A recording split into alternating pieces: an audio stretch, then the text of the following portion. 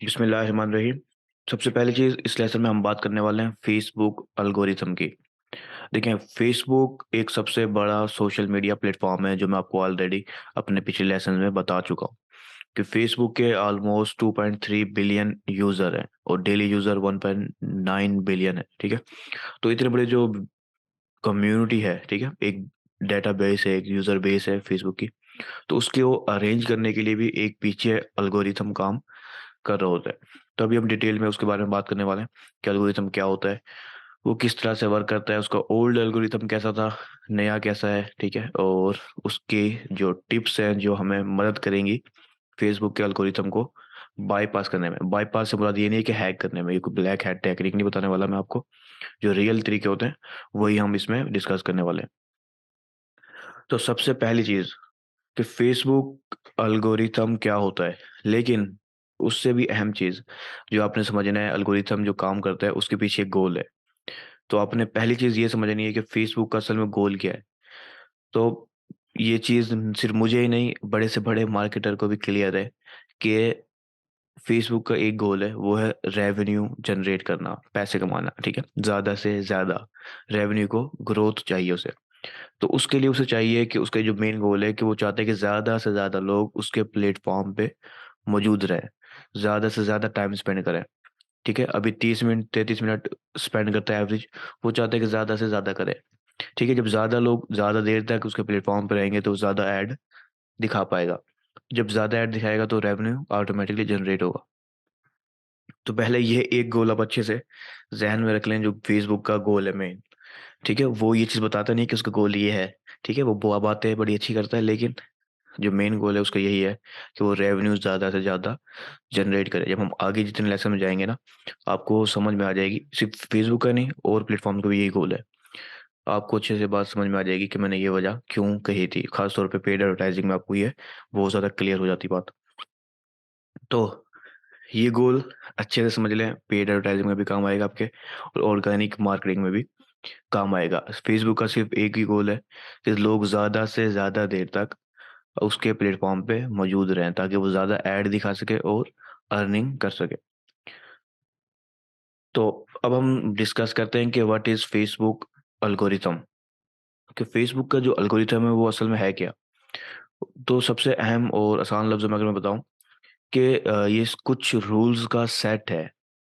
ये रूल्स चंद नहीं है, लेकिन कुछ रूल्स का सेट है जो ये डिसाइड करते हैं कि कौन-सी पोस्ट किस इंसान की फ़ीड में शो होगी। यानी कि एक पर्सन जो फ़ेसबुक को यूज़ कर रहा है, उसकी एक न्यूज़ फ़ीड है जिसको आप फ़ीड कहते हैं। 2023 के अंदर ये इसका नाम सिर्फ़ फ़ीड हो गया है। तो 2020 के 22 के अंदर। तो अब पॉइंट ये है कि एक पर्सन जब फ़ेसबुक को लॉगिन कर रहा है, अब 1.9 बिलियन डेली फ़ेसबुक को लॉगिन करते हैं, ठीक है? अब जो लोग लॉगिन कर रहे हैं उसकी फ़ीड लाज़मी तौर पे शो होती है। तो फ़ेसबुक ने ये डिसाइड करना था कि उस ये एक इंडिविजुअल पर्सन को उसकी फ़ीड में कौन-सी पोस्ट दिखाएँ ताकि वो ज़्यादा देर तक हमारे प्लेटफ़ॉर्म पे मौजूद रहे। तो उसके लिए उसने कुछ रूल्स का सेट बनाया, जो ये डिफ़ाइन करते हैं कि किस पर्सन की फ़ीड में कौन-सा पोस्ट दिखानी है या कौन-सा ऐड दिखाना है। ठीक है? तो इस जो रूल्स का जो सेट है, ठीक है? इसे हम एल्गोरिथम कहते हैं, ठीक है? अब पॉइंट ये आती है कि उसने तो देख लिया कि जो कंटेंट वो दिखाता कैसे, पहली चीज़ रूल्स के सेट तो मैंने बताया आपको, लेकिन इसके अंदर वो डिसाइड करता है जो रूल्स का सेट बनाया उसने, ये सारा एआई है, ठीक है? यानी कि आर्टिफिशियल इंटेलिजेंस कंट्रोल करता है। तो अब वो देखते हैं कि एक पर्सन जो चीज़ फेसबुक को लॉगिन कर रहा है, तो उसको जो कंटेंट दिखाना है वो ये ऐसा हो जो ज़्यादा से ज़्यादा रेलेवेंट हो उसको, ताकि वो ज़्यादा देर तक उससे एंगेज हो सके। अब ये जो हम देखता कैसे है कि रेलेवेंट कौन-सा कंटेंट ज़्यादा रेलेवेंट है और किसके लिए ज़्यादा रेलेवेंट कौन-सा कंटेंट है। अब ये चीज़ उसने डिसाइड करनी है, तो उसके लिए वो जो है ना यूज़र बेस्ड फैक्टर्स उसने चंद और बनाए। यानी कि कुछ रूल्स हैं, उसके बाद उसके सब रूल्स कह लें या और फैक्टर्स कह लें, जो उसने क्रिएट करे ताकि जो लोग हैं, यानी कि जो भी यूज़र है उसके लिए एक पर्सनलाइज़्ड, सिर्फ़ उसके बुनियाद पर उसके जो इंटरेस्ट है या दूसरी चीज़ें हैं, उनको देखते हुए उसके लिए स्पेसिफ़िकली यूज़र फ़ीड बनाई जाए, ताकि वो ज़्यादा देर तक एंगेज रह सके, ठीक है? इसलिए मैंने इस लफ्ज़ को पर्सनलाइज़ को हाइलाइट कर दिया। कि पर्सनलाइज से मुराद यहाँ पर 1.9 बिलियन जो यूज़र है ना, उनकी फीड किसी एक की भी सेम नहीं होगी, सबकी डिफरेंट फीड होगी, उसके ऊपर डिफरेंट पोस्ट होगी उस एक पर्सन की बुनियाद पर। जो भी है वो पर्सन उसकी इंटरेस्ट की बुनियाद पर और डिफरेंट फैक्टर्स की बुनियाद पर ये डिसाइड किया जाएगा, और ये मशीन लर्निंग टेक्नोलॉजी से किया जाएगा। कोई पीछे पर्सन नहीं बैठा होगा कि जो हैंडल कर सके, और ये पॉसिबल नहीं है हैंडल करना। ठीक है, तो अब इस जो रूल्स के जो सेट उन्होंने क्रिएट करे, ठीक है, उसे हम कहते हैं अल्गोरिथम। इसी अल्गोरिथम की बुनियाद पर ही कोई भी पोस्ट किसी भी इंसान की फीड पर जाती है। तो ये चीज़ हमें समझना ज़रूरी है कि असल में अल्गोरिथम क्या क्या होता है और कैसे वर्क करता है। तो पहली चीज़ यहाँ पर क्लियर करें कि अल्गोरिथम असल में क्या होता है। ठीक है, तो मैं यहाँ पर रुक रहा हूँ कुछ देर के लिए। आप लोग मुझे बताएं, सवाल करें कि इस चीज़ के अंदर कि एल्गोरिथम क्या होता है, उसमें क्या चीज़ आपको समझ नहीं आई। उसके बाद हम नेक्स्ट की तरफ जा रहे हैं।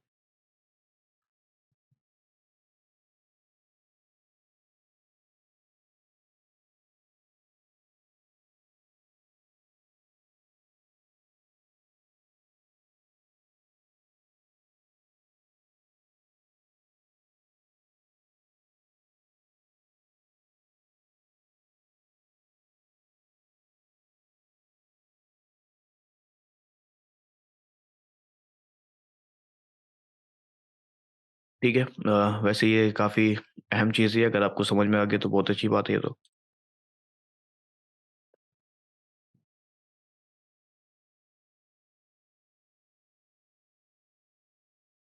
तो देखिए, मैं जैसे आपको कहा कि हमने बात करने वाले हैं फेसबुक के एल्गोरिथम की। तो पहली चीज़ आपको पता हो कि इसका ओल्ड एल्गोरिथम कैसा था।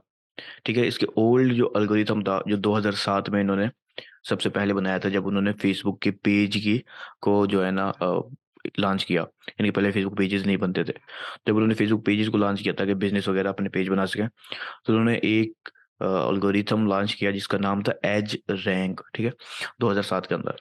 तो अब उनका जो मकसद ये था कि जब ज़्यादा लोग फेसबुक पे आ रहे हैं, ठीक है, और बिजनेसेस भी आ रहे हैं, तो ज़ाहिर सी बात है ज़्यादा कंटेंट प्रोड्यूस होगा। जब ज़्यादा लोग होंगे और ज़्यादा कंटेंट प्रोड्यूस होगा, तो ये उनके लिए मुश्किल है कि वो किस तरह से उस कंटेंट को जो है ना मैनेज करें, ताकि हर पर्सन को उसके मुताबिक कंटेंट दिखाया जाए, ताकि ज़्यादा लोग जो लोग हैं वो ज़्यादा देर तक फेसबुक पर मौजूद रहें। तो उसके लिए उन्होंने एक एल्गोरिथम जो है ना बनाया, जिसका नाम उन्होंने रखा एज रैंक। उसके 3 मेन फैक्टर्स थे, ठीक है, जो आपको भी स्क्रीन पे भी नज़र आ रहे हैं। एक था एफिनिटी। एफिनिटी से मुराद है कि जो भी कंटेंट हम किसी की फीड में दिखा रहे हैं, वो उस देखने वाले पर्सन की जो फीड को देख रहा है, ठीक है, उसके के साथ कितना करीबी रिलेशन है, उस कंटेंट के सोर्स का या कंटेंट का कितना करीबी रिलेशन है। इसको मैं हम आगे और भी डिटेल में बात करेंगे कि फिर भी यहाँ पर मैं कुछ चीज़ क्लियर करता हूँ कि रिलेशन से मुराद कि वो जो पर्सन जिसकी फीड, वो पर्सन भी एक, यानी कि मैं अपने आप को एग्जांपल लेता हूँ कि मैंने फेसबुक को लॉगिन किया, मुझे एक फीड नज़र आ रही है। तो फेसबुक डिसाइड करेगा एफिनिटी की बुनियाद पर कि जो मुझे फीड पोस्ट शो होगी, उस पोस्ट के कंटेंट से या उसके सोर्स से जिसने वो पोस्ट की है, उससे मेरा क्या रिलेशन है। वो मेरा फ्रेंड है या फैमिली मेम्बर है, या कोई ऐसा पेज या कोई और कंटेंट है जिसको मैंने फॉलो किया हुआ है। किसी पेज को अगर मैंने फॉलो किया है, या मेरे कोई फ्रेंड या फैमिली मेम्बर्स हैं जिसके मैं पोस्ट पे ज़्यादा एंगेज होता हूँ, तो वो उसकी बुनियाद पर मुझे मेरी फीड में चीज़ें दिखाएगा, ताकि मैं ज़्यादा देर तक फेसबुक के एल्गोरिथम पे मौजूद रहूँ। अच्छा, इसके अलावा जो एज रैंक का दूसरा पॉइंट था वो था वेट। वेट से मुराद है कि फेसबुक देखेगा, यानी कि मैं एक फेसबुक की फीड को देख रहा हूँ, तो वो फेसबुक देखेगा कि मैं किस टाइप के एक्शन को पसंद करता हूँ। यानी कि मैं किस टाइप के एक्शन यानी कि एक पोस्ट है जिसको मैं लाइक कर रहा हूँ, ठीक है, कमेंट कर रहा हूँ या शेयर कर रहा हूँ, ठीक है, और एक पोस्ट है जिसको मैं डिसलाइक कर रहा हूँ, यानी कि एंग्री रिएक्शन दे रहा हूँ और बैड कमेंट कर रहा हूँ। ठीक है, तो अब इन 2 पोस्टों को देखेगा कि फेसबुक कि इस पोस्ट पे ये ज़्यादा एंगेज होता है, इसको पसंद करता है, इस टाइप के कंटेंट को पसंद करता है, तो वो मुझे वो उस टाइप के पोस्ट मेरी फीड में दिखाएगा। ठीक है, तो ये था दूसरा रूल एज रैंक एल्गोरिथम का। अच्छा, तो जो तीसरा था वो था डीके, यानी कि time. How recent current is the content. इससे मुराद ये है कि कितना ओल्ड या न्यू कंटेंट है। यानी कि एक एक कंटेंट है जो 1 हफ्ते पहले पोस्ट पब्लिश हुआ था, तो वो उसको दिखाने के बजाय ऐसे कंटेंट को दिखाना चाहेगा जो उसी दिन हुआ हो या चंद घंटे पहले हुआ हो, यानी कि जो रिसेंट होगा मेरे फ्रेंड्स या फैमिली के रिलेशन में, या फिर जो पेज के लिहाज से रिसेंट होगा, वो चीज़ वो दिखाना पसंद करेगा। ठीक है, तो ये था उसका तीसरा रूल, डी के।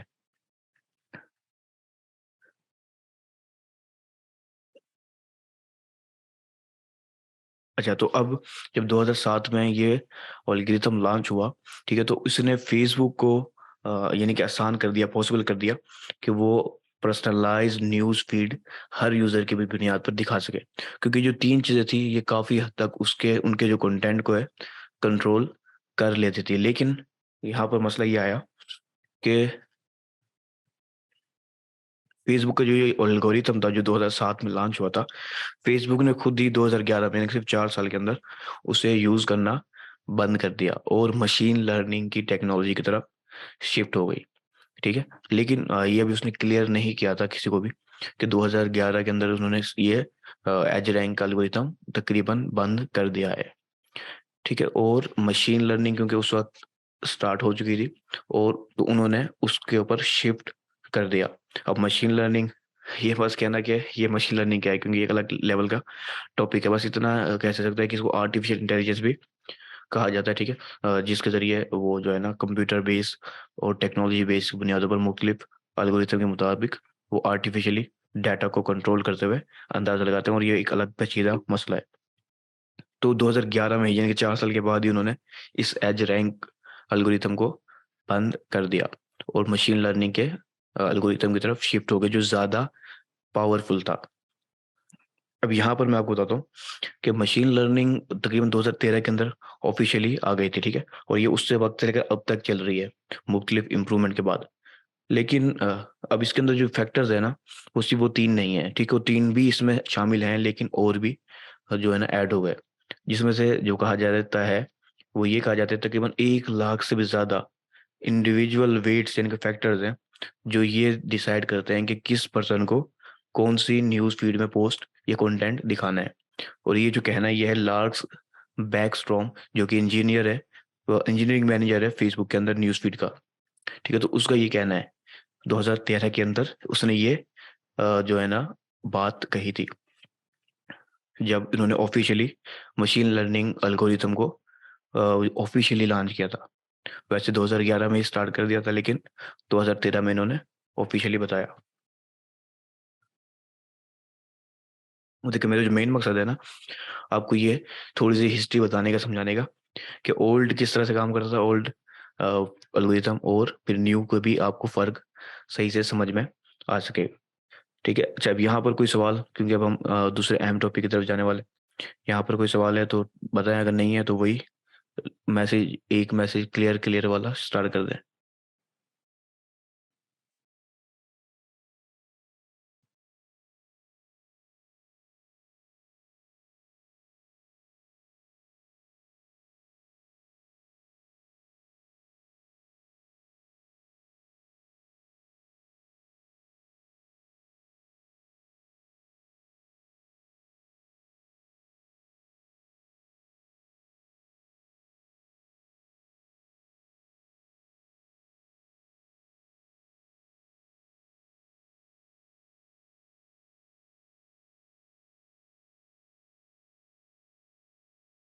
देखिए, यहाँ वेट से मुराद स्पेसिफिक वजन नहीं है। ठीक है, लेकिन आप अक्सर देखोगे, आपने कहोगे यार इसकी बात में वजन है, तो फेसबुक ये चीज़ देख रही है कि किस फैक्टर्स के, जो 1 लाख से ज़्यादा फैक्टर्स हैं, इसी तरह के एसईओ के भी फैक्टर्स होते हैं, तो फेसबुक ये देखती है कि कौन फैक्टर्स की बुनियाद पर, जिसे हम वेट्स कह रहे हैं, उन फैक्टर्स की बुनियाद पर वो देखेगी फेसबुक को उसकी न्यूज़ फीड में, जिसमें मैंने अभी 3 आपको बताएं, आगे भी हम आगे बात करने वाले हैं मुख्तलिफ फैक्टर्स। तो उनकी फैक्टर्स को कह रहे हैं वेट्स यहाँ पर लफ्ज़। ठीक है, बात एक ही है, फैक्टर्स और वेट्स। ठीक है, तो ऑलमोस्ट सबको क्लियर हो गया। तो हम नेक्स्ट टॉपिक की तरफ बढ़ते हैं। तो जैसे अभी हमने बात की कि फेसबुक एल्गोरिथम क्या होता है, ठीक है, उसका ओल्ड एल्गोरिथम क्या था और वो किस तरह से काम करता था, उसके तीन जो मास्टरपीस थे वो कौन से थे, वो हमने भी डिसाइड बात किया है। ठीक है, और जो है ना अब हम बात करने वाले हैं कि फेसबुक एल्गोरिथम किस तरह से काम करता था। ठीक है, ये सबसे ज़्यादा अहम टॉपिक है कि अब हमने देख तो लिया, लेकिन अब हमने देखना है वो काम किस तरह से करता है। तो इसको हम डिटेल में बात करते हैं। जैसे हमने पिछले अपने अभी मैंने आपको ओल्ड बताया, उसकी वजह खास तौर पे यही थी कि आप दोनों में कंपेरिजन कर सके। कि जो पिछला ऑर्गेनिज्म ऑर्गेनिज्म सॉरी एल्गोरिथम था, वो प्रायोरिटाइज करता था कि पोस्ट, ऐसी पोस्टों को, जैसे मैंने आपको कहा था इसके अंदर रूल था कि वो देख रहा था कि किस पोस्ट पे ज्यादा लाइक या डिसलाइक्स है, कमेंट्स किस पे ज्यादा है, शेयर किस पे ज्यादा है। ठीक है, तो जो मोस्ट लाइक्स वाली पोस्ट थी या कमेंट्स वाली पोस्ट थी, वो उसको जो है ना प्रेफर करता था किसी पर्सन को दिखाने के लिए। ठीक है, तो इसलिए वो ज्यादा देर एल्गोरिथम टिक नहीं सका और 4 साल के अंदर ही उसको बंद करना उन्हें पड़ा। और इसके अलावा भी और डिफरेंट जो है ना पॉइंट्स थे जो वीक थे, और वो इजीली दूसरे पर्सन जो समझ गए थे वो हैक कर सकते थे। जिनके हैक से मुराद वो इजीली उसका इस्तेमाल कर लेते थे ब्लैक हैट टेक्निक के जरिए। अब ब्लैक हैट टेक्निक में बार बार नाम ले रहा हूँ, लेकिन आगे इसको और भी एक्सप्लेन कर देंगे। ठीक है, तो अब इस चीज को समझते हुए जो अब जो नया एल्गोरिथम है जो उसने मशीन लर्निंग टेक्नोलॉजी की मदद से बनाया, वो ज्यादा पावरफुल और ज्यादा जो है ना बस समझदार है, समझ लें। ठीक है, तो उसके अंदर वैसे जो उसमें 3 अहम पॉइंट्स है, इसमें 4 अहम फैक्टर्स हैं जो डिसाइड करेंगे किस यूजर के पास कौन सी न्यूज फीड में कौन सा कंटेंट दिखाना है। ठीक है, तो ये 4 कंटेंट में ऑलमोस्ट वो 3 भी शामिल हो जाते हैं। ये 4 अहम कंटेंट है, सॉरी फैक्टर्स हैं, लेकिन इनके सब फैक्टर 1 लाख से ज्यादा बन सकते हैं। लेकिन ये 4 अगर हम अच्छे से समझते हैं तो हमारे लिए काफी आसान हो जाएगा, हम समझ सकेंगे फेसबुक का एल्गोरिथम किस तरह से काम करता है। तो सबसे पहला, इन्वेंट्री। ठीक है, अब इसको मुख्तलिफ नाम दिए जा सकते हैं, लेकिन ज्यादातर जो आम नाम है वो यही है, इन्वेंट्री। कि सबसे पहले फेसबुक देखेगा कि जो कंटेंट पब्लिश हुआ है वो किसी भी पेज ने किया है या किसी इंडिविजुअल ने पर्सन ने किया है, जिसने भी किया है फेसबुक ये देखेगा। अगर उसने मुझे शो करवाना है, जैसे मैंने आपको पहले पहले में दिखाया था, बताया था ओल्ड ओल्ड वाले एल्गोरिथम है एफिनिटी के अंदर, कि फेसबुक देखेगा कि अगर मुझे यानी कि सैन को जो लॉगिन कर रहा है फेसबुक उसको शो करवाना है, तो वो सबसे पहले देखेगा जो कंटेंट है वो किस सोर्स से पब्लिश हुआ है। कि वो फ्रेंड है मेरा, या कोई ऐसा या फैमिली मेम्बर है, या कोई ऐसा पर्सन है जिसकी मैं पोस्ट को लाइक वगैरह करता हूँ, इंगेज होता हूँ, या फिर कोई ऐसा पेज या ब्रांड है जिसको मैंने फॉलो किया हुआ है।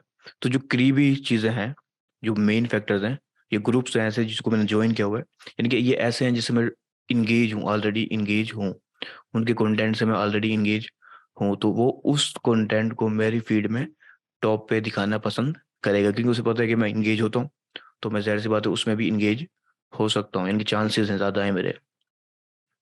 यहाँ पर मैं ज़रा एग्जाम्पल में अगर बताऊँ, तो अगर आप लोगों ने मेरी मेरी पेज को फॉलो किया है मिसाल के तौर पर, तो मोस्टली ये पॉसिबल ज़्यादातर ये है कि हो सकता है कि आप लोगों को मेरी ऑलमोस्ट हर पोस्ट आपकी फीड में शो हो जब भी आप उसको लॉगिन करें या रिफ्रेश करें। जैसे आप रिफ्रेश करेंगे यही सिस्टम एल्गोरिथम जो दोबारा से काम करेगा और आपकी फीड को दोबारा से रिफ्रेश कर देगा बेस्ड ऑन एल्गोरिथम के फैक्टर्स के।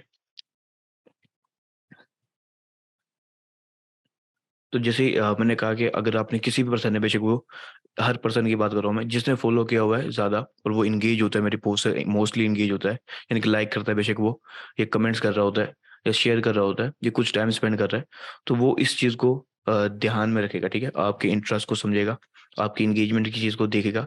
ठीक है जी, इससे ज़्यादा इंगेज होता है तो वो नेक्स्ट टाइम आपकी न्यूज़ फीड में उस पर्सन की जो पोस्ट है वो ज़्यादा दिखाएगा, आपके फ्रेंड्स की खास तौर पर। ठीक है, क्योंकि फ्रेंड्स ऐसे होते हैं जिसमें इंसान चैटिंग स्टार्ट हो जाती है, ठीक है, डिस्कशन स्टार्ट हो जाती है, तो वो उसको भी प्रेफर करेगा और ऐसे पेज को भी प्रेफर करेगा जिसको आपने फॉलो किया हुआ है। अच्छा, इसके अंदर एक और स्पेशल चीज़ आ गई है जो अभी स्पेशल यानी कि ज़्यादा पुरानी नहीं है, कि फेसबुक के जो पेजेस हैं हम उनको सिर्फ फॉलो नहीं कर सकते, उसके अंदर हम बकायदा कुछ पेजेस को फेवरेट की लिस्ट में डाल सकते हैं। अब जिस पेज को हमने या फ्रेंड को फेवरेट की लिस्ट में डाला हुआ है ना, उसकी हर पोस्ट, वो बेशक 10 पोस्ट करे दिन में, वो सारी की सारी पोस्टें हमें न्यूज़ फीड में शो लाजमी करवाएगा। यानी कि हम खुद फेसबुक की मदद कर सकते हैं कि जी ये पोस्ट मुझे फेसबुक पेज जो है पसंद है, या ये जो स्टूडेंट मेरा फ्रेंड है ये अहम है, इसको हमने फेवरेट लिस्ट में डाल दिया, उसके बाद उसकी हर पोस्ट आपको शो होगी। यानी कि फेसबुक ने खुद ऐसे सिस्टम बना दिया ताकि उसके एल्गोरिथम को आपकी इंटरेस्ट को समझने में आसानी हो, और वो आपको वही कंटेंट दिखाए जो आप देखना पसंद करते हैं, ताकि आप ज़्यादा देर तक उनके प्लेटफॉर्म पे मौजूद रहें।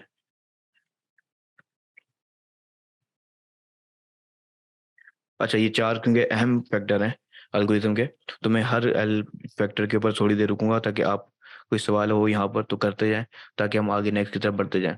इसकी वजह यह है क्योंकि चारों अहम फैक्टर्स हैं, अगर यहाँ पर कुछ मसला या एक सवाल रह जाता है तो काफ़ी नुकसान देगा फिर आगे।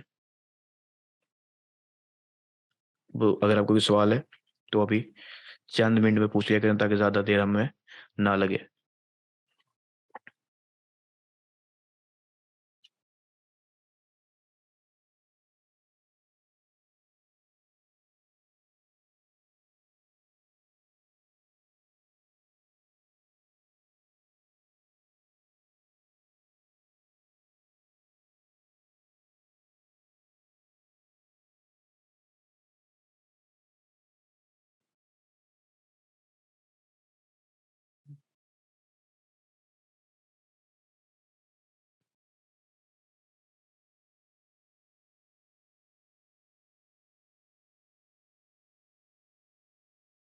सारे समझदार लोग हैं माशाल्लाह, और सब ने क्लियर कह दिया है।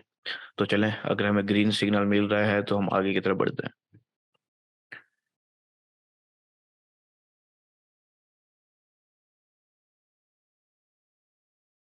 अच्छा, तो दूसरा जो हमारा अहम तरीन फैक्टर्स में से है वो है सिग्नल्स।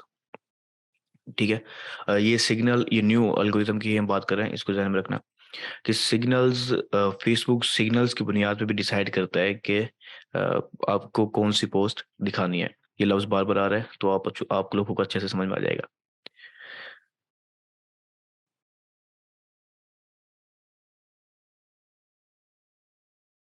हाँ, तो देखिए अब बात जो है ना, अब रिपीट हो रही है बार बार कि आप लोगों को समझ भी आ जाएगी अच्छे से। ये वैसे ये काफ़ी हद तक एक दूसरे इंटरलिंक हैं, लेकिन ये अलग अलग हैं। ठीक है, ये नहीं मत समझना कि जो इन्वेंट्री है वो सेम है, वो सिग्नल सेम है। देखिए मुख्तलिफ सिग्नल्स की बुनियाद पर, सिग्नल से मुराद ये है कि अब आपने एक स्पेसिफिक एक्शन फेसबुक के ऐप के अंदर इस जो है ना यूज़ किया, यानी कोई भी स्पेसिफिक एक्टिविटी की, लाइक किया किसी पेज को, या कमेंट किया, या किसी को शेयर किया, ठीक है, या टैग किया, यानी कि एक स्पेसिफिक जो है ना आपकी एक्टिविटी जो भी है वो सब कुछ ट्रैक हो रही है। ठीक है, ऑन फेसबुक प्लेटफॉर्म पे जो भी कुछ हो रहा है वो ट्रैक हो रहा है। तो फेसबुक के एल्गोरिथम को ऑलरेडी आपका डाटा जा रहा है, तो अब उसको एक सिग्नल जाएगा।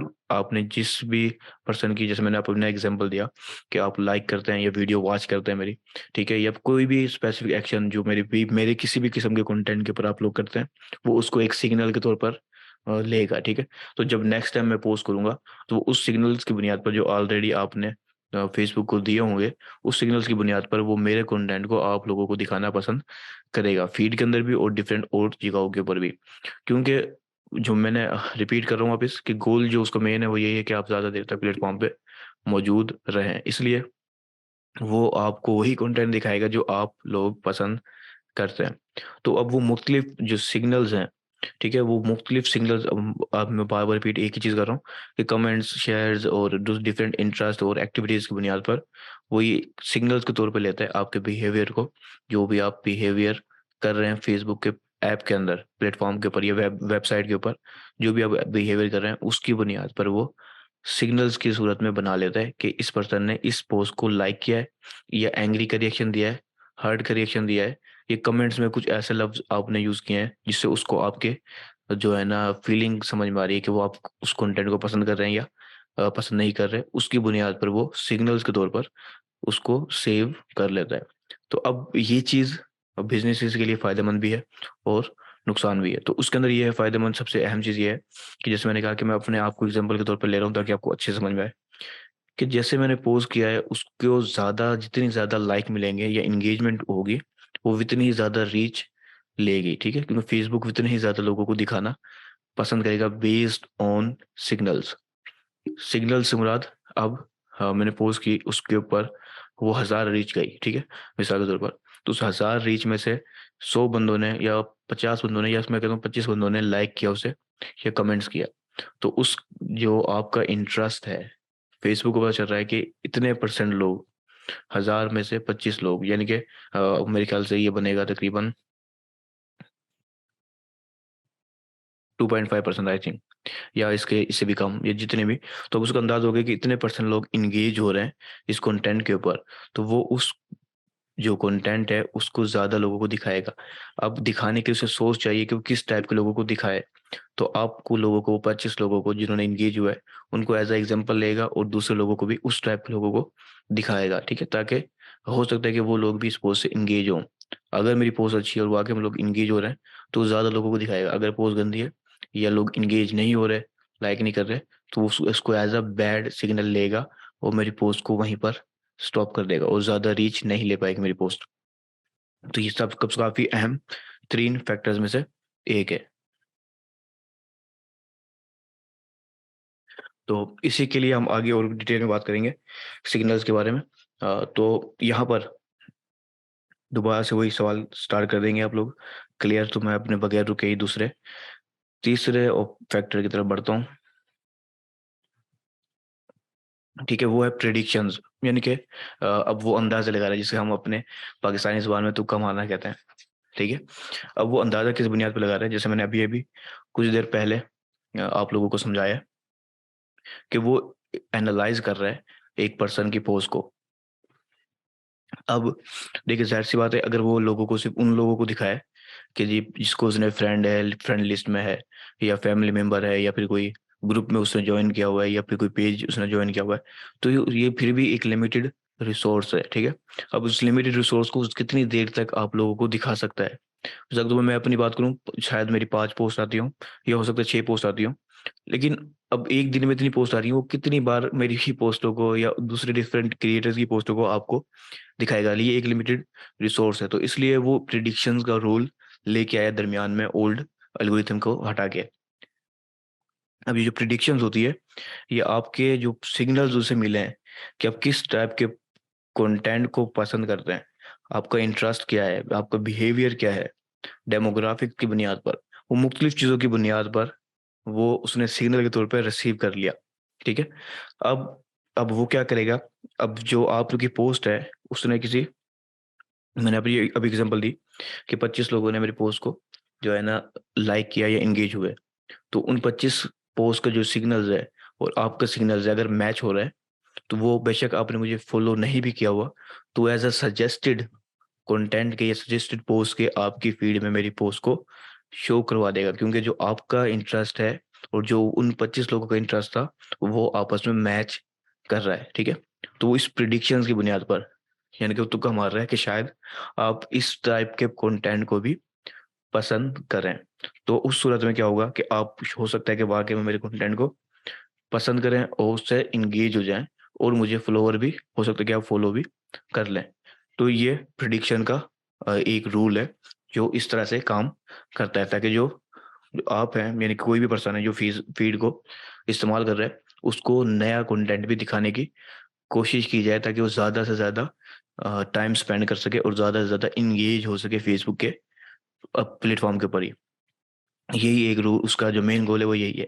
ठीक है? तो ये तीसरा जो रूल है वो इस अंदाज़ में, प्रेडिक्शंस के अंदाज़ में काम करता है। अब मैं ये सवाल यहाँ रोक रहा हूँ, क्योंकि ये 2 सिग्नल्स भी और प्रेडिक्शंस भी दोनों ही अहम रूल हैं और ये रूल ही आपकी मदद करते हैं ऑर्गेनिकली किसी भी पेज को ग्रो करने के लिए।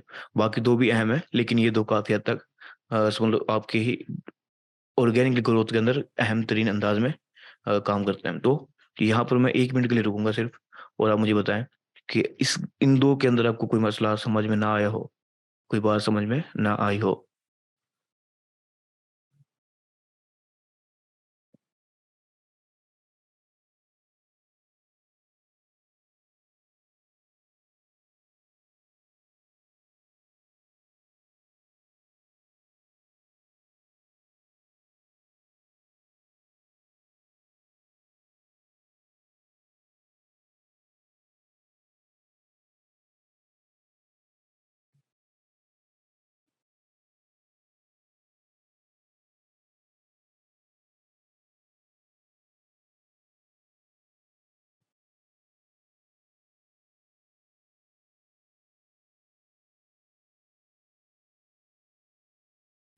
हाँ, बिल्कुल शहज़ाद, बात यही है कि सिग्नल्स या इंटरेस्ट वो जो आपसे वो ऑलरेडी कलेक्ट कर रहा है, वो उसी की बुनियाद पर ही प्रेडिक्शन करेगा। ज़ाहिर-सी बात है, यहाँ कोई ज्योतिषी वाला खाता नहीं है कि वो सितारों की बुनियादों पर आपका जो है ना फ्यूचर देखे। तो उसने जो है ना डाटा के, क्योंकि पीछे अब मैंने आपको बताया अभी कि ये डाटा जो है ये मशीन लर्निंग है, कोई इंसान नहीं है। तो उसके अंदर कुछ चीज़ें फीड है ऑलरेडी, ठीक है? अब वो उस चीज़ के हिसाब से देखेगा कि एक पर्सन इस पोस्ट से एंगेज होता है, मोस्टली इस टाइप की पोस्ट से एंगेज होता है, ठीक है? वो उसको आपका एज़ अ इंटरेस्ट लेगा। मिसाल के तौर पर क्रिकेट का सीज़न होता है और ऑलमोस्ट क्रिकेट की ही फीड में चीज़ें हमें शो हो रही होती हैं, क्योंकि बहुत बड़ी तादाद में पाकिस्तान के अंदर लोग क्रिकेट को पसंद करते हैं, ये दूसरे स्पोर्ट्स को पसंद करते हैं। तो अब उसने आपको एज़ अ इंटरेस्ट इस चीज़ में डाल दिया कि ये पर्सन क्रिकेट को पसंद करता है, ठीक है? तो वो ज़्यादा से ज़्यादा पोस्टें आपको उस लेवल की चीज़ों की दिखाएगा, क्योंकि उसके पास डाटा है आपका। ठीक है? डाटा उसके पास है सिग्नल्स के तौर पर, उसने पहले सब कुछ कलेक्ट किया हुआ है। और आप जो ज़्यादातर जो मोस्टली एक आम यूज़र है ना, वो मोस्टली एक ही टाइप की कंटेंट के साथ एंगेज हो रहा होता है, और कुछ लोग एक से ज़्यादा, तो उन सबको एज़ अ इंटरेस्ट वो सेव कर लेता है, और उसकी इंटरेस्ट की बुनियाद पर वो प्रेडिक्शन लगाता है कि इसका कंटेंट दिखाऊँगा तो शायद ये जो है ना आपको पसंद कर रहे हैं, यानी कि इस कंटेंट को पसंद करे और फॉलो कर ले, और नेक्स्ट टाइम के लिए और ज़्यादा कंटेंट उसके पास हो, आपको दिखाने के लिए और आपको ज़्यादा देर तक रोकने के लिए।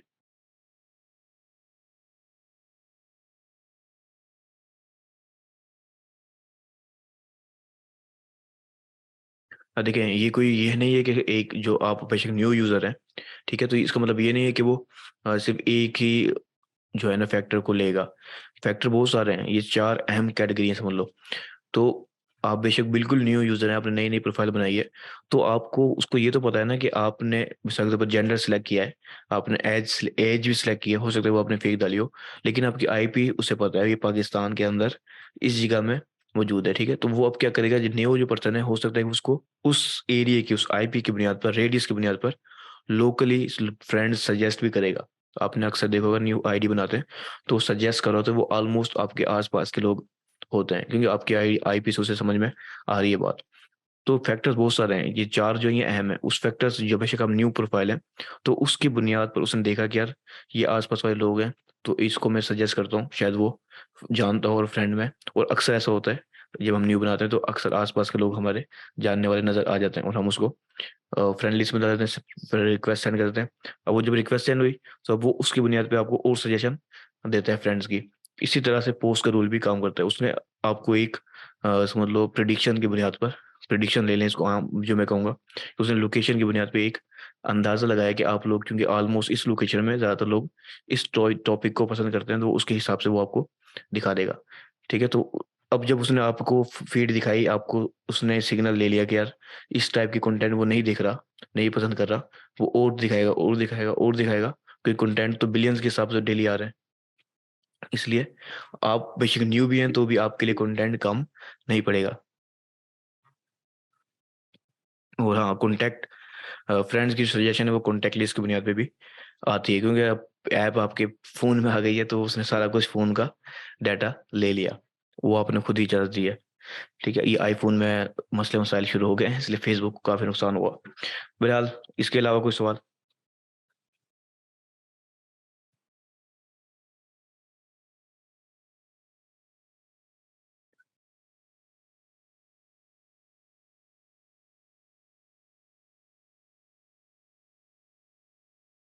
ठीक है, तो अब हम चौथे पॉइंट पे आते हैं। वो पॉइंट भी ऑलमोस्ट सेम है, वो है रेलेवेंसी स्कोरिंग।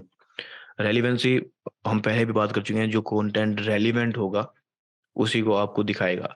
तो ये चारों जो रूल है, वो आपस में इंटरलिंक हैं, या हम यूँ कह लें इंटरलिंक कह लें या अटैच कह लें, ठीक है? ये आपस में एक-दूसरे के ऊपर डिपेंड है, कि जो भी कंटेंट आप पसंद कर रहे हैं, उससे रेलेवेंट आपको कंटेंट दिखाएगा। प्रेडिक्शंस की बुनियाद पर दिखाए, सिग्नल्स की बुनियाद पे दिखाए, या फिर आपकी जो है ना पहले रूल की बुनियाद पे दिखाए। कोई भी रूल हो, वो आपको कोशिश करेगा कि वो रेलेवेंट कंटेंट दिखाए, ताकि वो अपना गोल जो है वो अचीव कर सके। और देखा जाए तो वो इस चीज़ में काफ़ी हद तक इस वक़्त 2020 के बाद, जब एप्पल की अपडेट आई और टिकटॉक ने फ़ेम लिया, तो काफ़ी हद तक फ़ेल रहा, ठीक है? और जो उसका एवरेज टाइम स्पेंड था, वो पहले ज़्यादा होता था, वो अब 33-34 मिनट पे एवरेज पे आ गया। तो अब उसको बढ़ाने के लिए उसने काफ़ी ज़्यादा इकदामात किए, और काफ़ी ज़्यादा नए चीज़ें भी अपडेट लेके आया। लेकिन ये 4 अहम 3 टॉपिक हैं और डिफरेंट फैक्टर्स भी हैं, जैसे मैंने आपको बताया, और सैकड़ों, नहीं कि 1 लाख के करीब या उससे भी ज़्यादा डिफरेंट फैक्टर्स हैं। लेकिन ये 4 वो हैं जो उन सबको तकरीबन डील करते हैं। ठीक है, तो ये 4 हमारे एल्गोरिथम जो मेन कैटेगरीज थी वो हमने कवर कर ली कि किस तरह से फेसबुक का एल्गोरिथम काम करता है। तो यहाँ पर जो भी सवाल है वो लिख लें, हम आगे जाके बाद में डिस्कस करेंगे। ठीक है, अब हम कुछ टिप्स की तरफ बढ़ने वाले हैं जो हमारी मदद करती हैं कि हम टिकटॉक फेसबुक एल्गोरिथम के साथ खेल सकें थोड़ा सा, यानी कि मजाक कर सकें फेसबुक के साथ। तो वो मैं हमेशा मजाक करता रहता हूँ अक्सर। आप लोगों को भी मैंने सिखाना है कि किस तरह से आपने मजाक करना है फेसबुक के साथ, ताकि आपकी जो ऑर्गेनिक ग्रोथ है वो थोड़ी स्पीड अप हो जाए। अच्छा, तो सबसे पहली जो टिप है,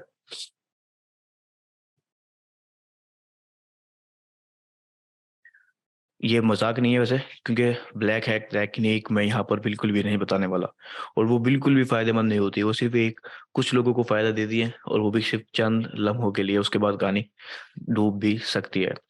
तो सबसे पहली चीज, जब हम एल्गोरिथम की बात कर रहे हैं, तो जो आपने खुद देखा, अभी हमने पीछे बात की कि फेसबुक समझता है इंटरेस्ट की बुनियाद पर, सिग्नल्स की बुनियाद पर, कि किस पर्सन को कौन सा कंटेंट दिखाना है।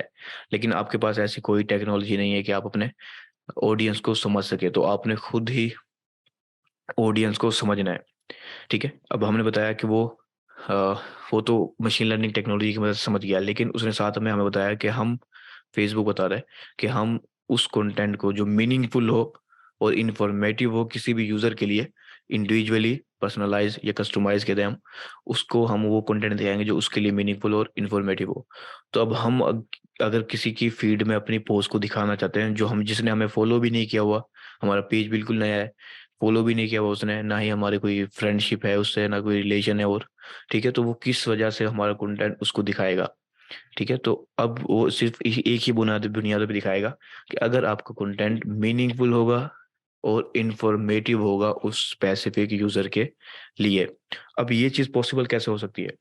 ठीक है, अब इस चीज को पॉसिबल बनाने के लिए जाहिर सी बात है हमें भी पता हो कि जो हमारा ऑडियंस है, मेन ऑडियंस है, जिसे हम आइडियल कस्टमर भी कहते हैं, आगे हम इसमें डिटेल पे बहुत ज्यादा बात करने वाले हैं इस लेसन में, नहीं आने वाले लेसन में। तो हमने देखना है कि हमारे जो ऑडियंस है उसका इंटरेस्ट क्या है, उसके बिहेवियर क्या है। ठीक है, और इसके अलावा और बहुत ज़्यादा डिटेल में हमें जाना पड़ता है, ताकि हमें एग्जैक्ट पता हो कि हमारी ऑडियंस क्या है और हमने किस टाइप का कंटेंट बनाना है जो मीनिंगफुल हो उस पर्सन के लिए और इंफॉर्मेटिव हो उस टाइप की ऑडियंस के लिए। तो उसी बुनियाद पर हमारा अगर पेज न्यू भी है, तो भी चंद लम्हों के बाद, लम्हों से मुराद ये नहीं कि 1 घंटे बाद, यानी कि चंद कुछ अरसे के बाद ही आपका जो पेज है वो आहिस्ता आहिस्ता ग्रो करना स्टार्ट कर देगा, अगर आप अपने ऑडियंस को अच्छे से जानते हैं और उसके हिसाब से ही आप अपना कंटेंट बना रहे हैं। अब ये चीज़ पॉसिबल कैसे है? ऑडियंस रिसर्च से। देखें, ये चीज़ बहुत सारे लोग हल्के में लेते हैं कि ऑडियंस रिसर्च क्या है। ठीक है, अब ये मैं एक सबसे बड़ी खामी बताता हूँ। जो क्लाइंट होते हैं मिसाल के तौर पर, वो ज़्यादातर ऐसे होते हैं जिन्हें खुद को नहीं पता होता कि उनकी ऑडियंस क्या है। उनसे अगर कोई आपसे पूछेंगे कि उनके कस्टमर क्या हैं, तो वो ये जवाब देंगे। मिसाल के तौर पर अगर वो कोई फैशन ब्रांड है वुमेन्स का, तो वो कहेगा कि भाई भाई हमारी जो ऑडियंस है वो गर्ल्स हैं इस एज से इस एज की, हम टारगेट कंट्री हमारी पाकिस्तान है। तो वो इसे ऑडियंस समझता है। ठीक है, ये ऑडियंस नहीं होती। इससे ज़्यादा डीप डाइव में हमें जाना पड़ता है कि असल में ऑडियंस हमारी कौन सी है। ठीक है, इसी अंदाज में हम, ये तो हम बहुत ज़्यादा डिटेल में, ऑडियंस रिसर्च का एक अलग, बिल्कुल अलग लेसन होगा इंशाल्लाह, उसमें हम ये चीज़ सीखेंगे। लेकिन आप लोगों ने ये बात अच्छे से समझनी है, अगर आप फेसबुक के एल्गोरिथम को चैलेंज करना चाह रहे हैं, मजाक करना चाह रहे हैं उनके साथ, तो आपको पहले पता हो कि आपकी ऑडियंस असल में है कौन। आपकी ऑडियंस से मुराद मैं ये कह रहा हूँ कि जिस पेज के लिए भी आप ऑर्गेनिक मार्केटिंग संभाल रहे हैं, उस पेज की जो एग्जैक्ट ऑडियंस है वो कौन सी है, आपको ये अच्छे से पता होना चाहिए। अच्छा, यहाँ पर आपको जो भी सवाल होता हो वो आप साथ साथ बेशक कर लें, क्योंकि तो टिप्स जो हैं वो काफ़ी अहम है। तो साथ साथ अगर वो हल होते रहे मसले, तो वो सबसे बेस्ट रहेगा, एंड में सारे जमा नहीं होंगे।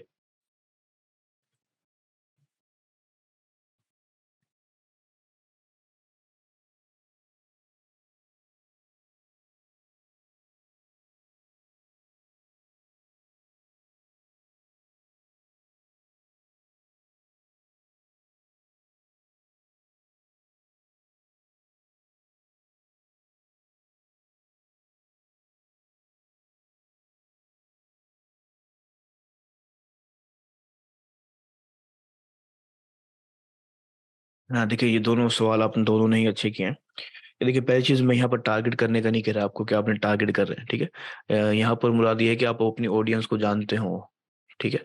टारगेट एक अलग चीज़ है और ऑडियंस को जानना एक अलग चीज़ है, ठीक है। ऑर्गेनिक में ना हम डायरेक्ट टारगेट नहीं कर सकते, ठीक है, कि हम बस डायरेक्ट टारगेट कर लें एक पर्सन को, स्पेसिफिक पर्सन को, या स्पेसिफिक इंटरेस्ट की बुनियाद पर। ऑर्गेनिकली जो है, हमें बस ये पता हो कि हमारा ऑडियंस क्या है, उसके इंटरेस्ट क्या है, उसके बिहेवियर क्या है, उसको किस चीज़ को पसंद करता है, किस चीज़ को पसंद नहीं करता, उसके गोल्स क्या हैं, और भी बहुत सारे फैक्टर्स हैं। अगर हमें अच्छे से पता है तो हम उसके हिसाब से कंटेंट बनाएंगे, ताकि उसका जो मसला है वो हल हो जाए, ठीक है, उसकी जो प्रॉब्लम है वो हल हो जाए। तो वो उस तरह की जब हम कंटेंट बनाएंगे वो ऑटोमेटिकली उस टाइप के लोगों को शो होगा और वो इंगेज होंगे और आपका सिलसिला स्टार्ट हो जाएगा, ठीक है। तो हम स्पेसिफिक डायरेक्ट टारगेट नहीं कर सकते, हम उसको सिर्फ जानना है हमने कि हमारी ऑडियंस असल में है कौन सी, ठीक है। अब ये सवाल है कि कैसे पता चलेगा। तो मैंने आपको कहा है कि आप खुद वैसे खुद भी थोड़ा सा ट्राई कर सकते हैं समझने की, लेकिन हमारा पूरा एक कंप्लीट लेसन होगा इंशाल्लाह। तो हम उसमें डिटेल में बात करेंगे कि हमारी ऑडियंस को हमने कैसे समझना है और किस तरह से कंटेंट क्रिएट करना है पहले, और उस ऑडियंस, स्पेसिफिक ऑडियंस के लिए। तो वैसे मैंने अभी यहाँ पर कुछ आपको टिप्स दे दिए कि अगर आपने ऑडियंस को समझना है तो आप देखें कि वो किस चीज़ों को इंटरेस्ट रखती है, ठीक है, बिहेवियर क्या है उनका, उनके पेन पॉइंट्स क्या हैं, वो किस टाइप की चीज़ों से मसले हैं उसको, ठीक है, और मसले मसाइल को देखें, उनके गोल्स क्या हैं, वो क्या चीज़ अचीव करना चाहते हैं। ये सब चीज़ें ऐसी हैं जो अगर आपको पता हो तो वो आपके लिए काफ़ी फायदेमंद हो जाती है।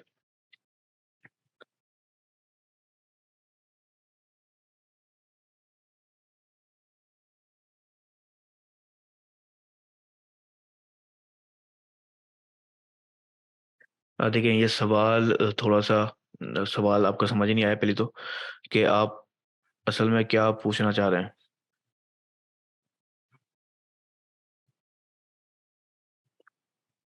कि अगर कोई क्लाइंट आपके ऑडियंस के मुताबिक कंटेंट चेंज ना करना चाहे तो फिर क्या करना चाहिए। देखिए पहले तो ज़ाहिर सी बात है, आपके पास इतना नॉलेज हो कि आप अपने क्लाइंट को कन्वेंस कर सकें, ठीक है। अगर वो कन्वेंस नहीं हो रहा तो फिर मैं ऐसे क्लाइंट के लिए ऐसा करता हूँ, यानी कि वो उसको बिल्कुल भी समझ में नहीं आ रही मेरी बात, तो मैं फिर ऐसे करता हूँ, ठीक है भाई जैसे तू कह रहा है ठीक है, बेहतरीन, तू समझदार है बहुत, ठीक है। तो आप उसकी समझदारी को सलाम कहें, ठीक है, और काम स्टार्ट कर दें। जब काम आप स्टार्ट कर देंगे, कुछ अरसे के बाद डाटा जो आपके पास होगा ना, उस डाटा की बुनियाद पे जाके क्लाइंट से बात करें फिर। जब आपके पास डाटा होगा, उस क्लाइंट को अच्छे से समझ में आ जाएगी, यानी कि मैं कहूँगा कि जब उसको थोड़ा सा झटका लग जाएगा ना, पैसे ज़ाया हो जाएंगे उसके, तो फिर उसको समझ में आएगी आपकी बात, और फिर आपको वो एज अ अथॉरिटी लेगा इस फील्ड के अंदर। एज अ बिगिनर ये काफ़ी डिफिकल्ट होता है कि किसी को बात को समझाया जा सके, ठीक है। लेकिन जब आप एक लेवल पे पहुंच जाते हैं तो हम दो टोक बात करते हैं, ठीक है। लेकिन जब आप न्यू हैं, आप पहले उनका काम स्टार्ट करते हैं, अगर उसको आपकी बात समझ नहीं आ रही, आप उसका काम स्टार्ट करें, फिर डाटा जो आपके पास हो उस डाटा की बुनियाद पे ले जाएं, उससे बात करें। फिर वो आपको बात को अच्छे से समझेगा भी, और आपको एज अ अथॉरिटी उस फील्ड में लेगा, और नेक्स्ट टाइम जो आप कहेंगे वो करेगा, ठीक है। ये बहरहाल ये एक नेक्स्ट टॉपिक में हमें ले जाएगा, हम अपने नेक्स्ट टिप की तरफ बढ़ते हैं। देखिए जो दूसरी हमारी टिप है वो है figure out the best time to post your content.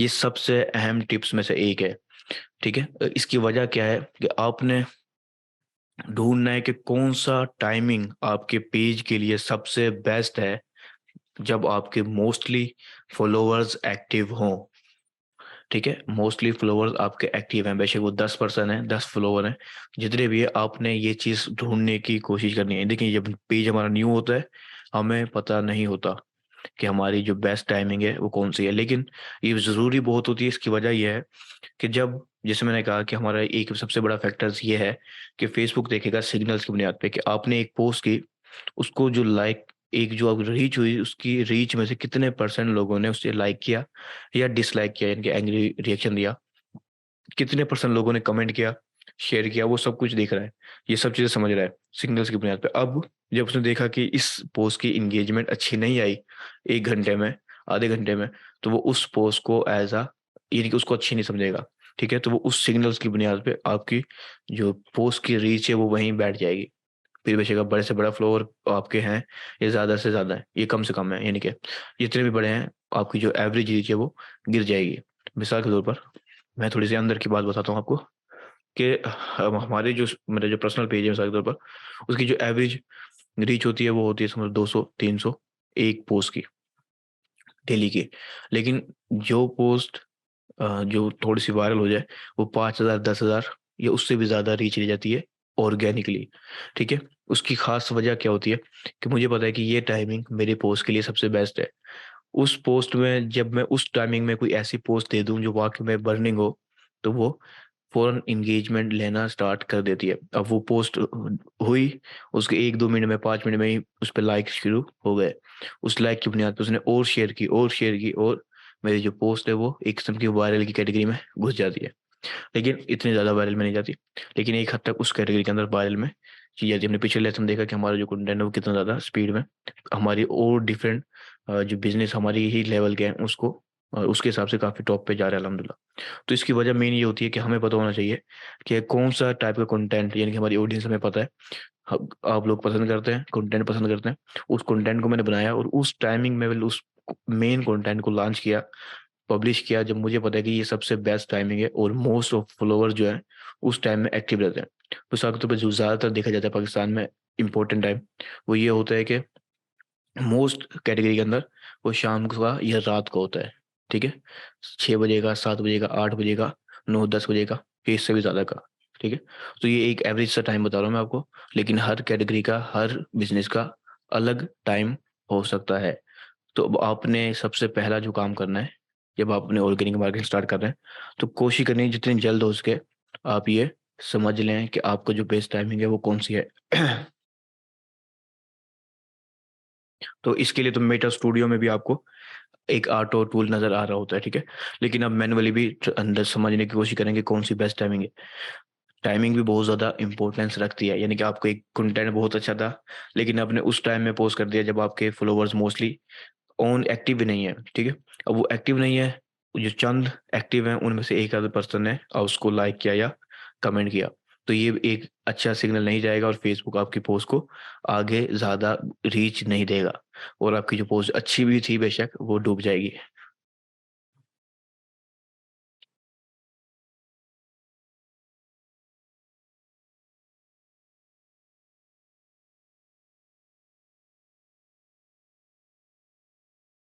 अच्छा ठीक है, ये सवाल काफ़ी अच्छा चीज़ पूछी है कि देखिए सबसे अहम चीज़ ये है कि ए-बी टेस्टिंग काफ़ी लोगों ने मुझसे पिछले लेसन में पूछा था कि ए-बी टेस्टिंग क्या होती है वगैरह-वगैरह।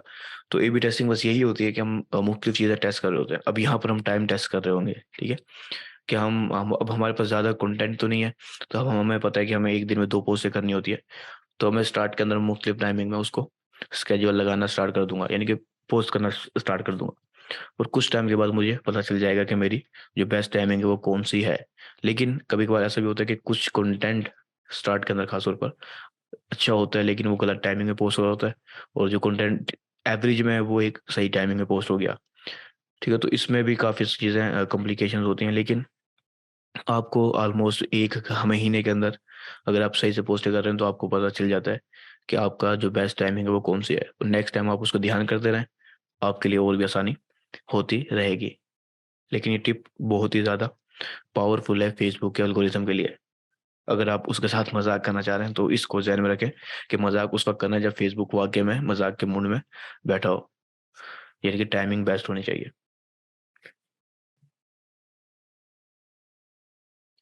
ठीक है? और ये चीज़ मैंने आपको पहले ही बताई है कि हर कैटेगरी के लिए, हर पेज के लिए, हर बिज़नेस के लिए ये टाइमिंग डिफरेंट हो सकती है।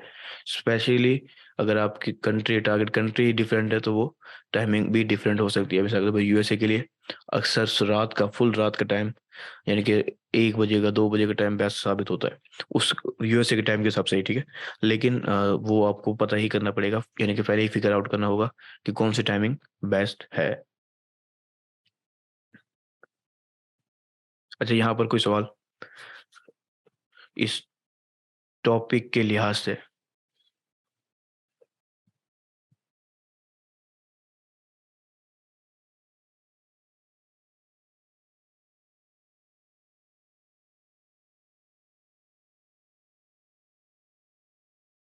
क्लियर है सब कुछ?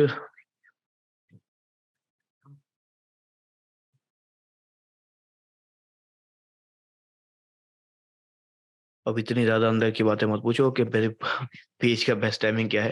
तो वैसे कोई मसला नहीं है इस पेज को बताने का। ज़्यादातर जो फ़ेसबुक सजेस्ट करता है वो है 8 बजे का, ठीक है। लेकिन मैं ज़्यादातर जो पोस्ट करता हूँ वो 9 या 10 बजे की करता हूँ, आप लोगों को बेस्ट पता है वैसे इस चीज़ का। तो हम अपने तीसरे टिप की तरफ कर जाते हैं।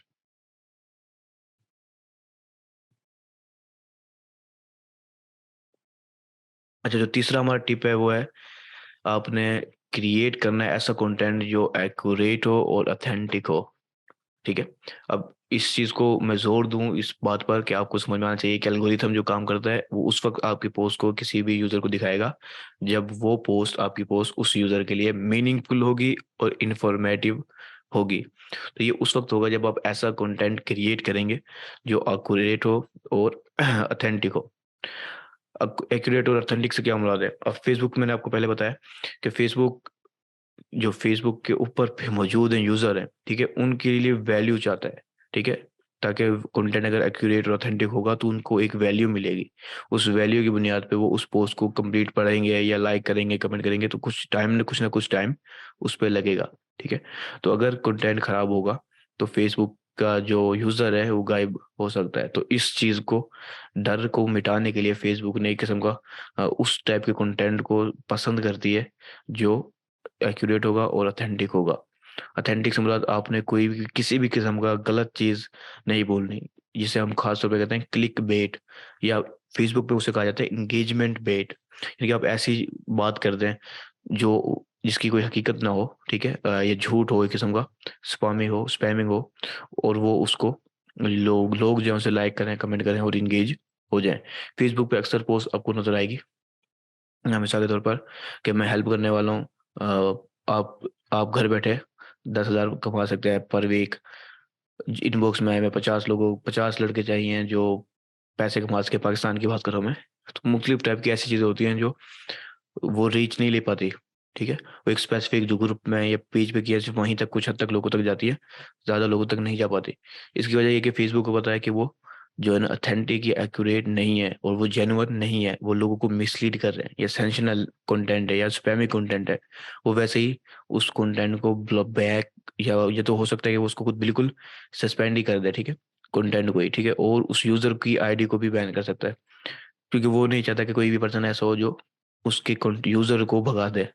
जब लोगों को धोखा होगा फेसबुक के ऊपर, तो वो आहिस्ता-आहिस्ता गायब होना स्टार्ट हो सकते हैं। तो इसलिए उसका जो मेन चीज़ है वो ध्यान देता है अब 2020-21 के बाद, ख़ास तौर पर जब यूएसए के अंदर तकरीबन पॉलिटिक्स के ऊपर बहुत ज़्यादा बातें हो रही थी और कंटेंट जो है ना बॉर्डर लाइन पर रहा था। कि लोगों ने झूठ हर चीज़ मिक्स कर दी थी, और कंटेंट पे कंटेंट, जिसको कंट्रोल करने के लिए स्पेसिफिकली ये रूल उन्होंने अप्लाई किया कि कंटेंट एक्यूरेट हो, ऑथेंटिक हो, ख़ास तौर पे न्यूज़ का।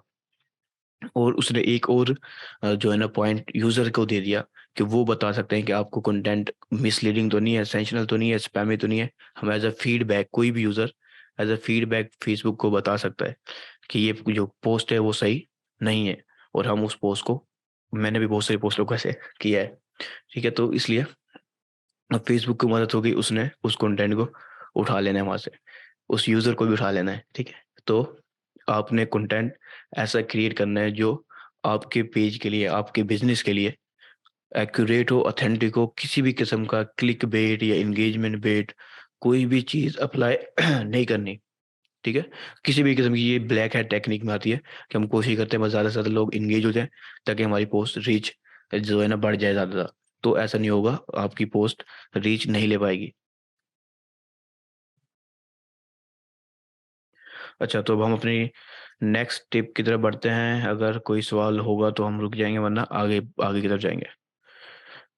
अच्छा, अब अभी इसी टिप को क्लियर करना है। अच्छा, तो सबसे पहली चीज़, जैसे हमने कहा कि, सॉरी, ठीक है। तो जैसे मैंने आपको बताया कि आपका कंटेंट एक्यूरेट हो, ऑथेंटिक हो, लेकिन अब हमें कैसे पता चलेगा कि आपका जो कंटेंट है वो एक्यूरेट है या ऑथेंटिक है? फ़ेसबुक को कैसे पता चलेगा? हाँ, स्पेशली तो अब ये पता कैसे चलेगा? अब सबसे अहम चीज़ होती है, वो होती है डिस्क्रिप्शन, या हम उसे कैप्शन भी कह सकते हैं। पोस्ट का जो पहली लाइनें हैं, वो एज़ अ हेडलाइन के तौर पे काम करेंगी, ठीक है? तो आपकी जो हेडलाइन हो, ठीक है, वो आपके पूरे पोस्ट को डिस्क्राइब करेगी कि आपकी पोस्ट किस टाइप के ऊपर है, किस टॉपिक के ऊपर है, किस कंटेंट है, किस टाइप के इंटरेस्ट रखती है, वो सब कुछ क्लियर कर दे आपकी पोस्ट। अगर आपकी पोस्ट में किसी किस्म का भी ऐसा वर्ड है जो क्लिकबेट है या मिसलीडिंग है, वो आपके कंटेंट को उसी वक्त ही जो है ना आपको कम्युनिटी स्ट्राइक लगा देगा। ठीक है। तो आपकी जो हेडलाइन है, जो पहली लाइन है कैप्शन की खास तौर पर, और अगर वो क्रिएटिव बेसिक डिजाइन है तो उसके अंदर भी जो हेडलाइन होगी आपकी, वो इतनी क्लियर हो कि मशीन लर्निंग जो उन्होंने लगाई हुई है उसके मुताबिक वो समझ जाएंगे आपका जो कंटेंट है वो किस कैटेगरी में बैठता है, किस टाइप की इंटरेस्ट रखता है, किस टाइप के जो इंटरेस्ट वाले लोग हैं वो उसके लिए परफेक्ट है। ये आपका कैप्शन ही बताएगा उसको। ठीक है। आपका कैप्शन और आपकी हेडलाइन, तो आपकी जो हेडलाइन है वो क्लियर होनी चाहिए हर तरह के फजूल अल्फाजों से, खास तौर पे क्लिक बेट या मिसलीडिंग। तो इस चीज़ को आप ध्यान में रखते हुए आपने कंटेंट को क्रिएट करना है, बेशक वो टेक्स्ट पोस्ट ही क्यों नहीं है। ठीक है। या बेशक वो वीडियो पोस्ट है, या बेशक वो जो है ना फोटो पोस्ट है। इसके अलावा जो दूसरा रूल आपका अथेंटिक बनाने के लिए वो बी ट्रूथफुल, कि आपने सच्चाई को जहन में रखना है कि बस बात वो कहनी है जो सच हो। उसके अंदर आप जो है ना थोड़ी सी सस्पेंस डाल सकते हैं, लेकिन सच ही बहुत बात डालनी है, वरना अगर आप कम्युनिटी स्ट्राइक आती है या किसी भी किस्म की स्पैमी एक्टिविटी मानता है तो वो आपके पूरे पेज के लिए खतरनाक साबित हो सकती है। तो इसलिए हमेशा सच बोलना है, सच के सिवा कुछ नहीं बोलना, जैसे आप अदालत में बैठे हो। ठीक है। तो अब हम अपने चौथे टिप की तरफ आते हैं, don't try to manipulate the algorithm. अब इससे क्या मुराद है? देखिए, इससे मुराद बड़ी अहम है कि जो मैं आपको पहले भी कह के आया हूँ कि आपने, ठीक है, फेसबुक के एल्गोरिथम के साथ हम खेल रहे हैं, लेकिन ब्लैक हैट टेक्निक में नहीं खेलना। किसी भी किस्म की गलत चीज़ फेसबुक के एल्गोरिथम के से एक्सपेक्ट नहीं करनी कि वो आपकी गलत चीज़ को जो है ना रीच बढ़ा देगा। ठीक है। जो उसके ओवरऑल कुछ प्रिंसिपल हमने पीछे 4 बार डिस्कस किए हैं, और उसके अलावा भी कुछ और हम आगे भी बातें करते रहेंगे। तो आपने उसको ज़हन में रखते हुए सिर्फ पॉजिटिव सिग्नल्स क्रिएट करने हैं एल्गोरिथम के लिए। ठीक है। कि आपने एक पॉजिटिव सिग्नल एल्गोरिथम को भेजना है कि हमारा कंटेंट अच्छा है और वो इस टाइप के लोगों के लिए ज़्यादा अच्छा है, इसको तो ज़्यादा रीच फैला दे। ठीक है। तो हमने पॉजिटिव सिग्नल भेजने हैं, जो नेगेटिव सिग्नल्स नहीं भेजने, जो अक्सर ब्लैक हैट टेक्निक वाले करते हैं। ब्लैक हैट टेक्निक मैं यहीं पर ही थोड़ा सा समझाऊंगा आप लोगों को कि मैं क्यों बार बार इसका नाम ले रहा हूँ। देखिए, इसके अंदर जो ब्लैक हैट टेक्निक होती है ना, वो ये होती है कि कुछ लोग क्या करते हैं कि इंगेजमेंट के लिए पे कर रहे हैं। ठीक है। कुछ लोगों को दिया कि वो हमारे साथ वो मिसाल के ऊपर 10 कमेंट्स कर दें, 50 कमेंट्स कर दें। ऐसे लोग भी मौजूद होते हैं, और ऐसे बोट्स भी होते हैं, रोबोट समझ लें। वेबसाइट भी होती है कि हम उसको ऐसे कह के अपने एक स्पेसिफिक पोस्ट से इंगेजमेंट करवा लेते हैं, क्योंकि अब हम इसमें एल्गोरिथम के साथ सही में मजाक करने लग जाते हैं। वो मैनिपुलेट करने लग जाते हैं कि अब यहाँ पर ज़्यादा एंगेजमेंट आई है, लाइक आई है, तो हमारी पोस्ट की जो रीच है वो बढ़ जाएगी। तो ऐसा हरगिज नहीं होता। ठीक है। बहुत ही कम, जो बहुत ज़्यादा हाई लेवल पे ब्लैक हैट स्ट्रेटजीज को समझ जाते हैं, सिर्फ वही लोग इसको एक छोटे से वक्त के लिए संभाल पाते हैं। ठीक है। छोटे वक्त के लिए वो अपने एक जो अहम समझ लें उनका मकसद होता है वो हासिल कर लेते हैं, वरना ये एंगेजमेंट ब्लैक हैट टेक्निक काम नहीं करती। तो किसी भी किस्म की ब्लैक हैट टेक्निक, जैसे कि मैंने आपको कहा कि एंगेजमेंट को आप बाय कर रहे हैं, कमेंट्स बाय कर रहे हैं, ठीक है, और रीच लेने के लिए लोगों को शेयर करने के लिए पैसे भरे हुए हैं। और ज़्यादातर लोग जो मार्केटिंग सिखाते हैं ना नाम पर, वो क्या करते हैं कि वो ये सिखा देते हैं कि पोस्टों को 50 ग्रुप में शेयर कर दिया, 100 ग्रुप में शेयर कर दिया।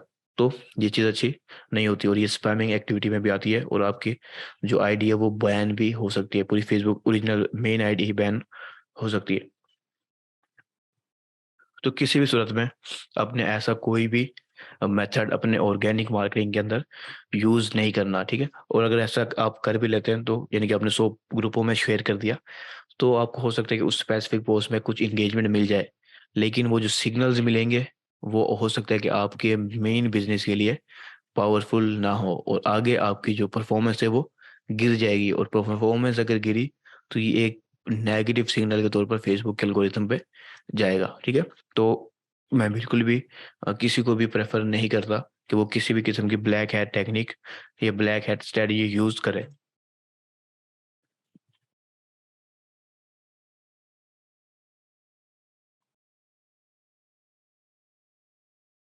मैंने अभी रिपीट किया ये बात कि बहुत सारी आईडीज है, ये बहुत सारी फेसबुक ग्रुप्स के अंदर आप शेयर कर रहे हैं, तो ये सब ब्लैक हैट टेक्निक के अंदर ही आता है, जो एक गलत नेगेटिव सिग्नल एल्गोरिथम को भेजेगा आपके पोस्ट का, कमेंट का। ठीक है। तो आप कोशिश करें कि इस तरह के काम ना करें, खास तौर पे अगर आप किसी क्लाइंट के लिए काम कर रहे हैं।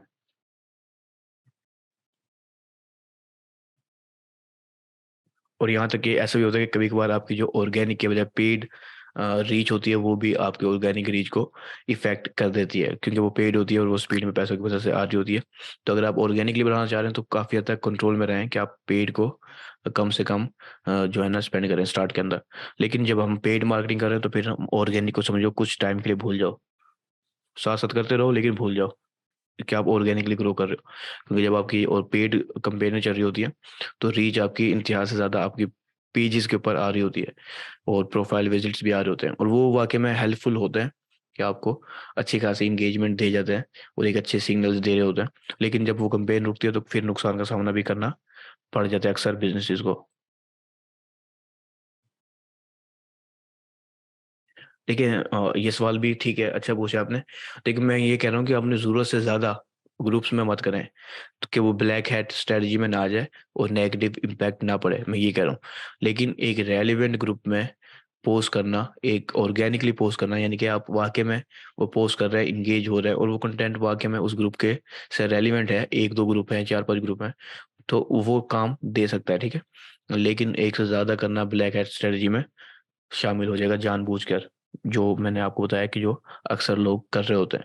और ज़्यादातर लोग मैंने देखा है कि फेसबुक में इसी को मार्केटिंग समझ रहे होते हैं। कि कुछ स्टूडेंट जो मेरे पास आए वो ये बता रहे थे कि वो ये काम ऑलरेडी करते रहे, तो मैं समझ गया कि यार ये क्या काम उनसे करवाते रहे, तो ये एक अच्छी चीज़ नहीं है ऑर्गेनिकली। तो ये मार्केटिंग भी नहीं कहते कि ग्रुपों में पोस्ट करना मार्केटिंग है। वो group marketing, Facebook group marketing कहलाती है, लेकिन उसके अंदर भी कुछ लिमिटेशंस होती हैं और कुछ रूल्स होता है जो ब्लैक हैट टेक्निक वाले अप्लाई नहीं करते।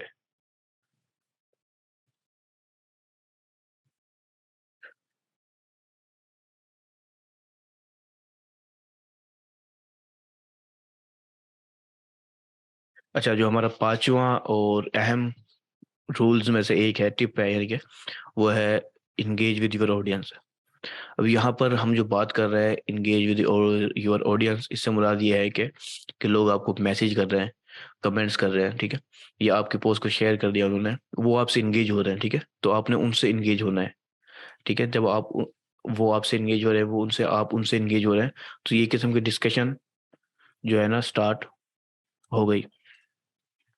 तो जैसे मैंने आपको कहा कि फेसबुक चाहता है कि जो पर्सन है, मैंने स्क्रीन पे भी दिखा रहा हूँ आपको आपको तो सबसे अहम चीज जो फेसबुक चाहता है, गोल उसका, कि ज्यादा देर तक फेसबुक पे मौजूद रहें। तो जब आपने एक पोस्ट की और कमेंट स्टार्ट कर दिया, ठीक है, और किसी ने कमेंट किया, आपने उसको रिप्लाई किया, उसने फिर कमेंट के रिप्लाई में आपको जवाब दिया, आपने फिर उसको रिप्लाई किया, ठीक है, तो ये एक डिस्कशन से स्टार्ट हो गई।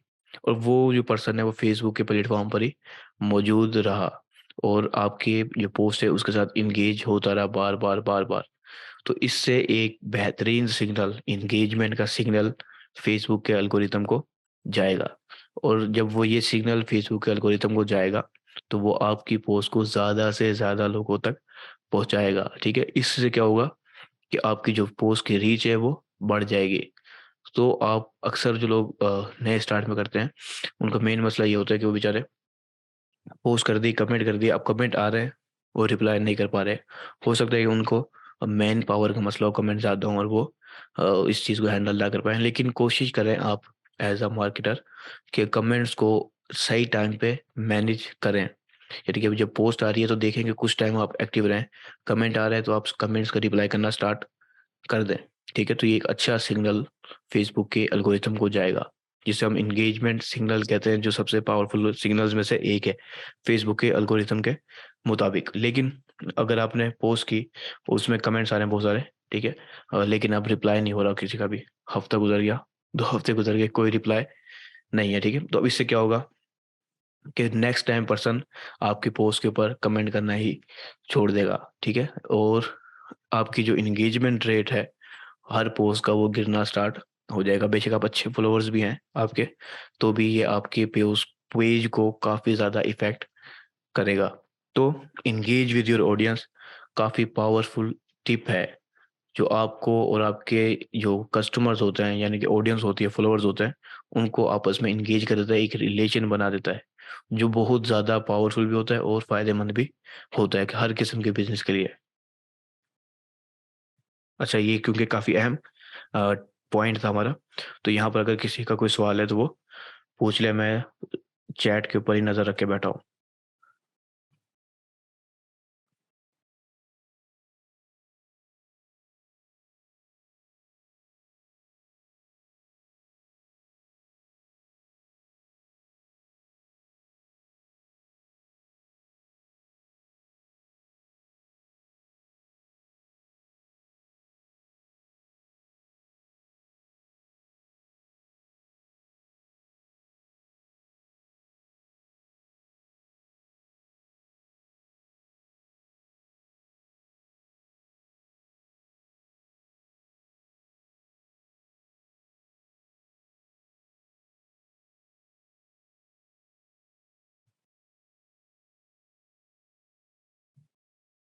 अच्छा, तो एक स्टूडेंट कह रहा है कि उसे तो समझ ही नहीं आई। तो देखिए, मैं थोड़ा सा और आसान अल्फाज में समझाता हूँ कि देखिए, जब आप किसी भी पर्सन से, अब हमारा फेसबुक पेज हमने बनाया है, ठीक है, तो हमारा मकसद है कि हम एक फॉलोवर बेस बना सकें, ठीक है, बेशक वो कोई भी बिजनेस है, उसके लिए हमने एक फॉलोवर बेस बनानी है, एक कस्टमर बेस बनानी है, जहां पर लोगों के मसले मसाइलों का हल हो, वो किसी भी किस्म का मसला हो बेशक, ठीक है। तो अब जब हम एक फ्लोवर बेस बनाना चाह रहे हैं, तो जाहिर सी बात है, हमारा जो मेन मसला मकसद होता है ना फेसबुक पेज का, सोशल मीडिया के ऊपर एक प्रेजेंस का, किसी भी बिजनेस का, वो होता है सेल लेना। तो सेल के साथ साथ जो अटैच चीजें होती हैं वो होती हैं सपोर्ट, ठीक है, एक रिलेशन बिल्ड करना अपने फॉलोवर्स के साथ, अपने कस्टमर्स के साथ। जब कस्टमर के सवाल का रिप्लाई आप इजीली और स्पीड में कर रहे हैं, कमेंट्स के अंदर ही, ठीक है, आप वो मैसेजिंग के अंदर भी कर सकते हैं, और ज़्यादातर लोग यही करते हैं कि वो कहते हैं कम इनबॉक्स, वो इनबॉक्स में चला गया। तो बेस्ट ये कि अगर आप बात कर सकते हैं, कोई ऐसी चीज़ है जो आप इजीली बात कर सकते हैं कमेंट्स के अंदर, तो कमेंट्स के अंदर ये डिस्कशन स्टार्ट कर दें। इससे आपकी जो पोस्ट है उसकी इंगेजमेंट रेट बढ़ जाएगा, और आपकी जो रीच है वो बढ़ जाएगी। हम ये चीज़ समझाना चाह रहा हूँ इस पॉइंट के अंदर, कि जब आप पोस्ट करें, अपने जो फॉलोअर्स हैं उनके साथ इंगेज भी करें, आपकी जो ऑडियंस है उनके साथ इंगेज करें, कमेंट्स के अंदर इंगेज करें, मैसेजिंग के अंदर इंगेज करें, लेकिन कोशिश करें कि आप लाजमी तौर पर उनके जो सवालात हैं उनका रिप्लाई टाइम से कर दें, ठीक है। तो ये एक सबसे स्ट्रॉन्ग सिग्नल होता है, जो हम पीछे बात करते आ रहे हैं फेसबुक के सिग्नल्स की। तो ये एक सबसे स्ट्रॉन्ग सिग्नल में आता है, इसे हम इंगेजमेंट सिग्नल कहते हैं, जो फेसबुक के एल्गोरिथम को जाता है कि ये स्पेसिफिक जो बिजनेस है, ये पेज है, उससे लोग इंगेज भी हो रहे हैं, और ये उससे इंगेज हो रहा है, एक डिस्कशन स्टार्ट हो गई है, और ज़्यादा लोग आपकी वजह से फेसबुक के प्लेटफॉर्म पे मौजूद हैं। तो वो आपके सिर्फ इसी पेज को नहीं, इसी पोस्ट को नहीं, आपके आने वाली पोस्टों को भी दूसरे लोगों को सजेस्ट करना प्रेफर करेगा, जिस टाइप के, जिस इंटरेस्ट के लोग आपकी पोस्ट के साथ इंगेज हो रहे हैं। और जो लोग इंगेज हो रहे हैं ना, वो नेक्स्ट टाइम भी आपके पोस्ट के साथ इंगेज होंगे और लाइक करेंगे, क्योंकि उनको पता है कि ये पर्सन इस फील्ड में अथॉरिटी रखता है, और वो हमें सवालात के जवाब भी दे रहा है, इजीली अवेलेबल है हमारे लिए। तो एक रिलेशन सा बन जाता है, ठीक है, जो आपके लिए और वैसे भी पावरफुल है, और आपके जो एल्गोरिथम को सिग्नल जा रहा है उसके लिए भी पावरफुल है। तो ये इंगेजिंग का रूल है कि आपने अपनी ऑडियंस के साथ इंगेज होना है फेसबुक के प्लेटफॉर्म के ऊपर ही रहते हुए। तो अब बताएं, अभी भी समझ नहीं आई, या अब आई है थोड़ी सी, या जो आई थी वो भी गई?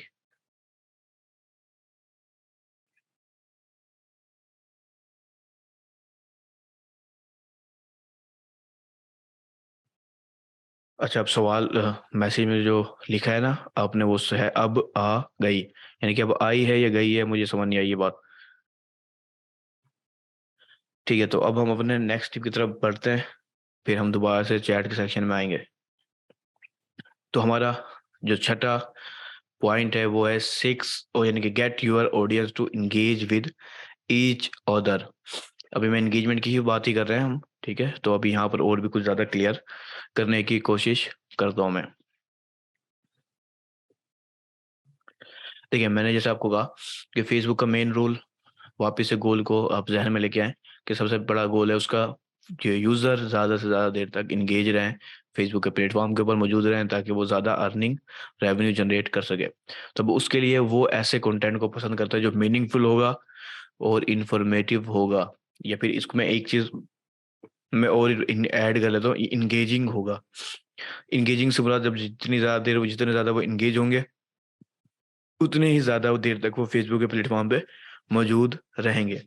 ठीक है, तो अब अगर आपका कंटेंट ऐसा है जो लोगों को इंगेज कर रहा है, सिर्फ आपके साथ नहीं और लोगों के साथ भी, कि अब अक्सर मैंने देखा है खुद अपने पेजेस के ऊपर और अपने क्लाइंट के पेजेस के ऊपर कि लोग कमेंट्स करते हैं और अपने किसी दूसरे फ्रेंड को मेंशन कर देते हैं। ठीक है, कि अब हम एक बात कर रहे हैं जिसमें मैंने कोई टॉपिक बताया, तो उसने उस पर्सन को टॉपिक उसके साथ टैग कर दिया कि भाई ये उसको फायदा हो, ये किसी भी मकसद के लिए शेयर कर दिया या टैग कर दिया। ठीक है, तो अभी एक डिस्कशन स्टार्ट हो गई आपस में उनकी, आप भी इंगेज हो रहे हैं, वो ऑडियंस भी आपस में इंगेज हो रही है। ठीक है, तो अब फेसबुक जो मैंने आपको बताया, अब यहाँ पर आपको साफ नजर आ रहा है, फेसबुक साफ अल्फाज में की एक बात कहता है कि अगर कोई पोस्ट इस तरह का सिग्नल भेजे, ट्रिगर करे कि उस पोस्ट के ऊपर ज्यादातर कन्वर्सेशन स्टार्ट हो गई है, ठीक है, और बहुत ज्यादा जो यूजर हैं फेसबुक के, फ्रेंड्स हैं या फैमिली मेंबर्स हैं, वो सब एक दूसरे के साथ इंगेज हो रहे हैं, बातें कर रहे हैं उसी आपकी पोस्ट के अंदर लगे हैं वो सारे। ठीक है, तो जब ज्यादातर लोग आपकी पोस्ट के साथ इंगेज हुए पड़े, तो एक और सिग्नल अल्गोरिथम को जाएगा, वो क्या होगा, एक्शन बम्पिंग लॉजिक सिग्नल। ठीक है, जो अब फेसबुक के एल्गोरिथम को बता रहा है कि जो आपकी पोस्ट है वो इतनी अच्छी है कि लोग आपस में कन्वर्सेशन स्टार्ट हो रही है, फ्रेंड्स और फैमिलीज आपस में सवाल जवाब कर रहे हैं। ठीक है, अब वो और जो यूजर हैं फेसबुक के, उन सबको आपकी पोस्ट दिखाना स्टार्ट कर देगा। ठीक है, तो उस सूरत में क्या होगा, इंगेजमेंट की वजह से सिर्फ जो सिग्नल पावरफुल जा रहे हैं, वो ज्यादातर लोग इंगेज हो रहे हैं, आपकी ज्यादा पोस्ट की जो रीच है वो बढ़ती चली जाएगी, बढ़ती चली जाएगी, और आपको जो फायदा होगा ऑर्गेनिकली वो काफी ज्यादा होगा। अब इसका एक अहम मिसाल आप खुद देख लें कि कुछ स्टार्स आपको दिखेंगे जो सिर्फ चंद अजीब हरकत के साथ वायरल हो जाते हैं। ठीक है, और काफी बड़ी तादाद में फॉलोअर्स ले जाते हैं, और चंद ही लम्हे के अंदर, चंद के चंद दिनों के अंदर ही वो एक अच्छे फॉलोअरशिप में पहुंच जाते हैं। इसकी वजह क्या होती है कि उसका जो कंटेंट है वो इंगेजिंग था, कि लोगों ने बेशक हंसी मजाक उड़ाने की निस्बत ही आपस में सवाल जो आपस में डिस्कशन स्टार्ट कर दी, और वो एल्गोरिथम जो उसको पहुंचा, उसने कहा यार ये इंटरटेनिंग है, फनी है, औरों को पहुंचाओ, और वो ऐसे फैलता चला गया, फैलता चला गया, और वो वायरल हो गया। तो यही वायरल की जो है ना, समझ लें एक लॉजिक है कि वो इस अंदाज में ही फैलता है। तो इसी अंदाज को हमने अपने बिजनेस में अप्लाई करने की कोशिश करनी होती है कि हम ऐसे कंटेंट बनाएं जो सिर्फ ना सिर्फ एक पर्सन को इंगेज करे, बल्कि उनके आसपास के लोगों को भी इंगेज कर दे। ठीक है, और आप खुद भी उसके साथ इंगेज हो जाएं। तो ये चीज़ आपके जो एल्गोरिथम को सिग्नल जाएंगे वो काफ़ी स्ट्रांग होंगे, इंगेजमेंट का सिग्नल जाएगा और एक्शन बम्पिंग लॉजिक का सिग्नल जाएगा। ये सब बहुत ही ज़्यादा अहम तरीन सिग्नल्स हैं ऑर्गेनिक मार्केटिंग के लिए, ऑर्गेनिक फेसबुक की ग्रोथ के लिए। अच्छा, अब यहाँ पर ये दोनों पॉइंट तकरीबन आपस में मिलते जुलते हैं, तो यहाँ पर अब मुझे दोबारा से चैट की तरफ आ जाता हूँ मैं, कि कोई सवाल रह गया पीछे तो हम उसको भी हल जवाब देते हैं।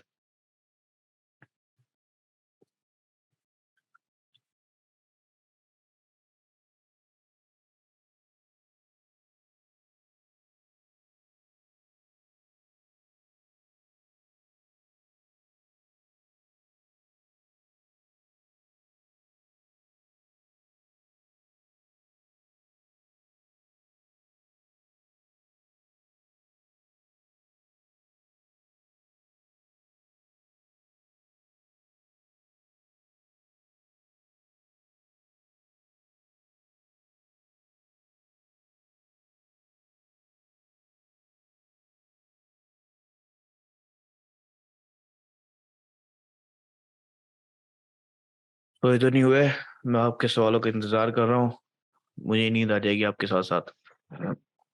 अच्छा, तो बगैर सोए हम आगे चलते हैं।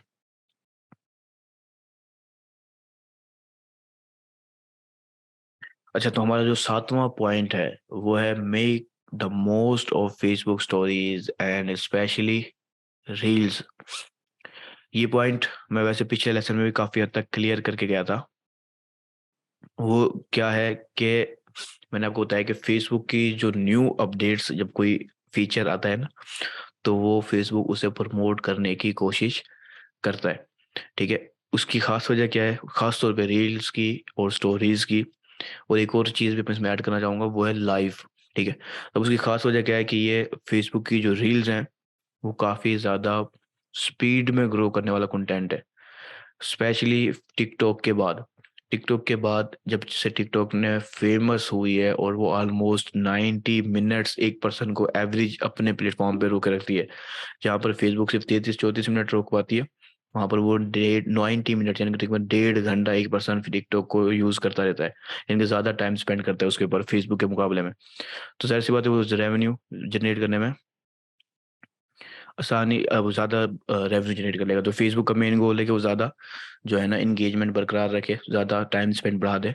तो उसने भी स्पीड के अंदर रील्स को जो है ना प्रोड्यूस लॉन्च कर दिया पूरे वर्ल्ड में, यानी कि पहले सिर्फ यूएसए में लॉन्च किया, उसके बाद फिर पूरे वर्ल्ड वाइड स्पीड में लॉन्च कर दिया। तो अब फेसबुक खुद ये बता रही है कि आधा टाइम जो अब स्पेंड होता है फेसबुक के ऊपर, आधे से भी ज़्यादा का टाइम सिर्फ और सिर्फ वो वीडियोस को वॉच करने में स्पेंड होता है।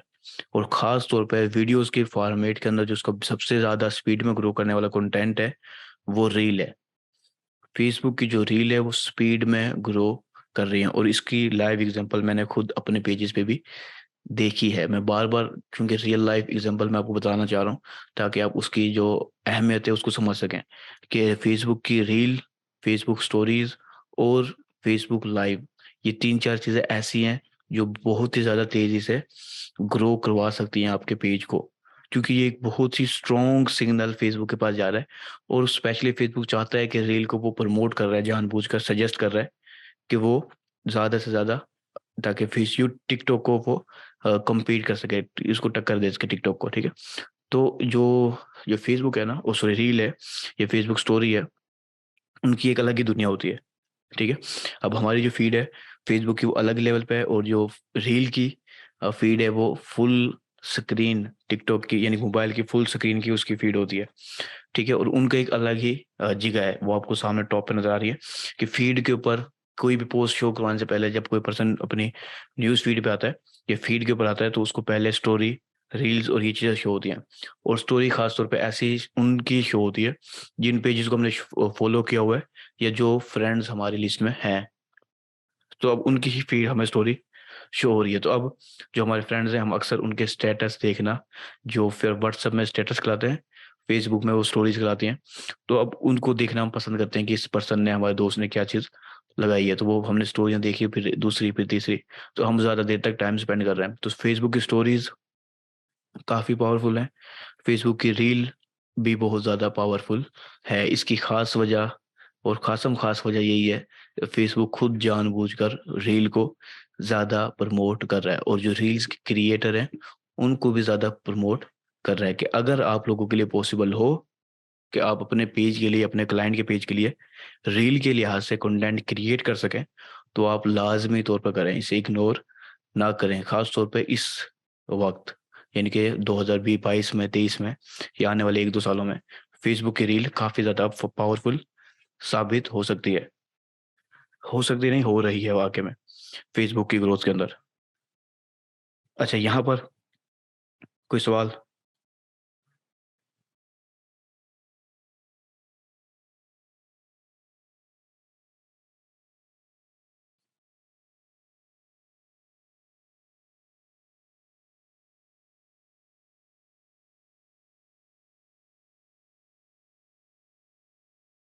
ठीक है, तो अब सवाल अगर हमारा नहीं है, तो हम अपने 8वें टॉपिक की तरफ आ जाते हैं।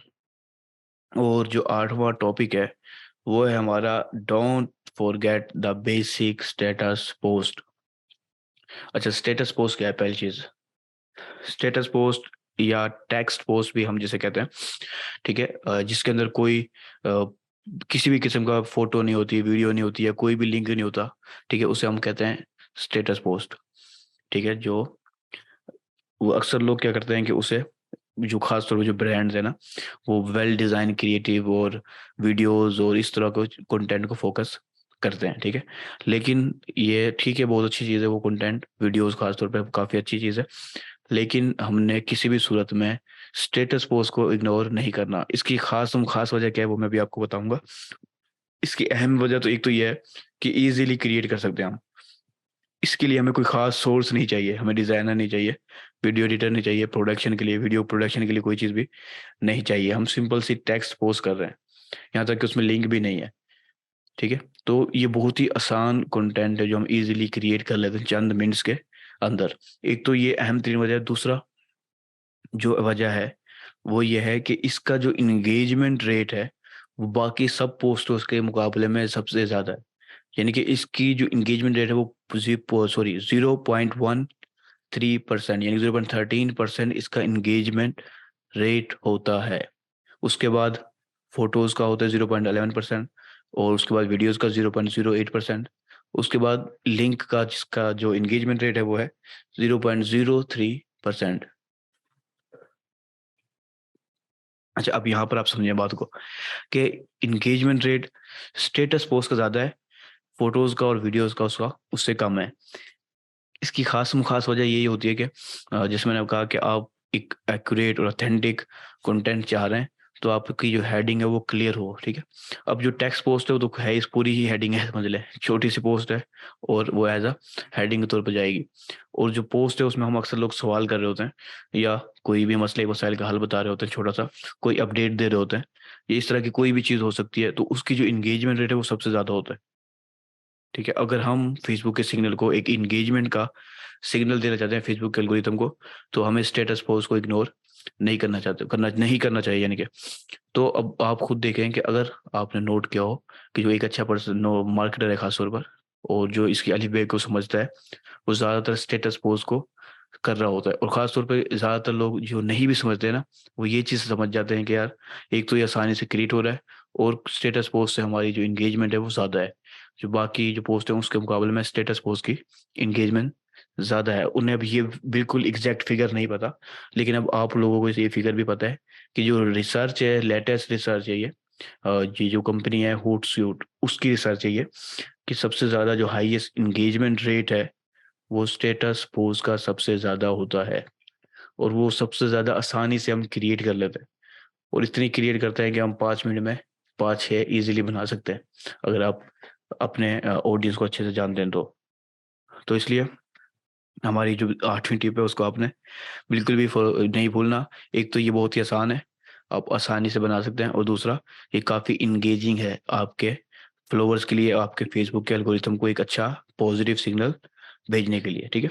तो 8वीं टिप आपने कभी भी नहीं भूलनी और लाज़मी तौर पर 1-2 पोस्ट अपनी कंटेंट में रख लें अपने बिज़नेस के लिए ताकि वो साथ-साथ एंगेजिंग कंटेंट भी साथ-साथ क्रिएट होता रहे। अच्छा, यहाँ पर कोई सवाल तो नहीं है? नहीं है तो हम आगे बढ़ते हैं। तो वो है एक्सपेंड योर रीच विया योर बेस्ट एडवोकेट्स।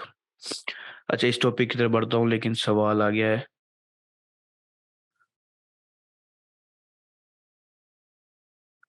देखिए, स्टेटस पोस्ट से मुराद ये नहीं है कि आप रोज़ाना लगानी है उसको हम स्टेटस पोस्ट कहें। स्टेटस पोस्ट से मैंने आपको बताया कि वो ऐसी पोस्ट जिसमें कोई फ़ोटो नहीं है, कोई वीडियो नहीं है, कोई लिंक नहीं है, उसे हम स्टेटस पोस्ट कह रहे हैं, ठीक है? तो अब उस पोस्ट के अंदर कंटेंट कैसा होगा, उसकी क्वांटिटी कितनी होगी, वो खुद आप लोग डिसाइड करेंगे कि कितनी क्वांटिटी होगी। 1 होगी दिन में, 2 होगी, हर एक दिन में 1 बार हो 1 होगी। बस मैं ये कह रहा हूँ कि आप बिल्कुल ही इग्नोर ना करें। लाज़मी चीज़ें ये जो स्टेटस पोस्ट है उसे ऐड रखें अपने कंटेंट के प्लानिंग के अंदर, कि आपने लाज़मी तौर पर ये पोस्ट भी साथ-साथ करनी है। फिर आपको खुद ही पता चल जाएगा किस फ़ॉर्मेट की जो पोस्ट है वो वीडियो फ़ॉर्मेट आपका अच्छा है, एंगेजिंग होता है आपके फ़ॉलोअर्स के हिसाब से, फ़ोटो पोस्ट होती है या फिर टेक्स्ट पोस्ट होती है, वो आपको ईज़िली समझ में आ जाएगी। हाँ, मैंने आपको ये भी रिपीट किया है कि टेक्स्ट पोस्ट को ही हम स्टेटस पोस्ट कहते हैं जिसमें कोई भी अ, फ़ोटो या वीडियो या लिंक ना हो। और ये मैंने अपने पिछले लेसन में सबसे पहले स्टार्ट ही इस टॉपिक से किया था कि हम टेक्स्ट पोस्ट कैसे करते हैं। अच्छा, जो हमारे जो 9वाँ पॉइंट है, वैसे ये काफ़ी बड़े ब्रांड्स के लिए पावरफुल होता है लेकिन छोटे ब्रांड्स भी इसको ईज़िली फ़ॉलो कर सकते हैं। अब जैसे आपने कहा है कि अपनी रीच को बढ़ाना है हमने, तो हमारे जो सबसे बेस्ट एडवोकेट्स होते हैं हमने उनकी हेल्प लेनी है। वो सबसे बेस्ट एडवोकेट्स कौन होते हैं? कोई बताना चाहेगा ऐसे ही प्रेडिक्शन करें, तुक्का लगाएँ यानी कि? आपके पेज के लिए, आपके बिज़नेस के लिए सबसे बेस्ट एडवोकेट कौन होते हैं? अगर किसी को पता है तो ज़रा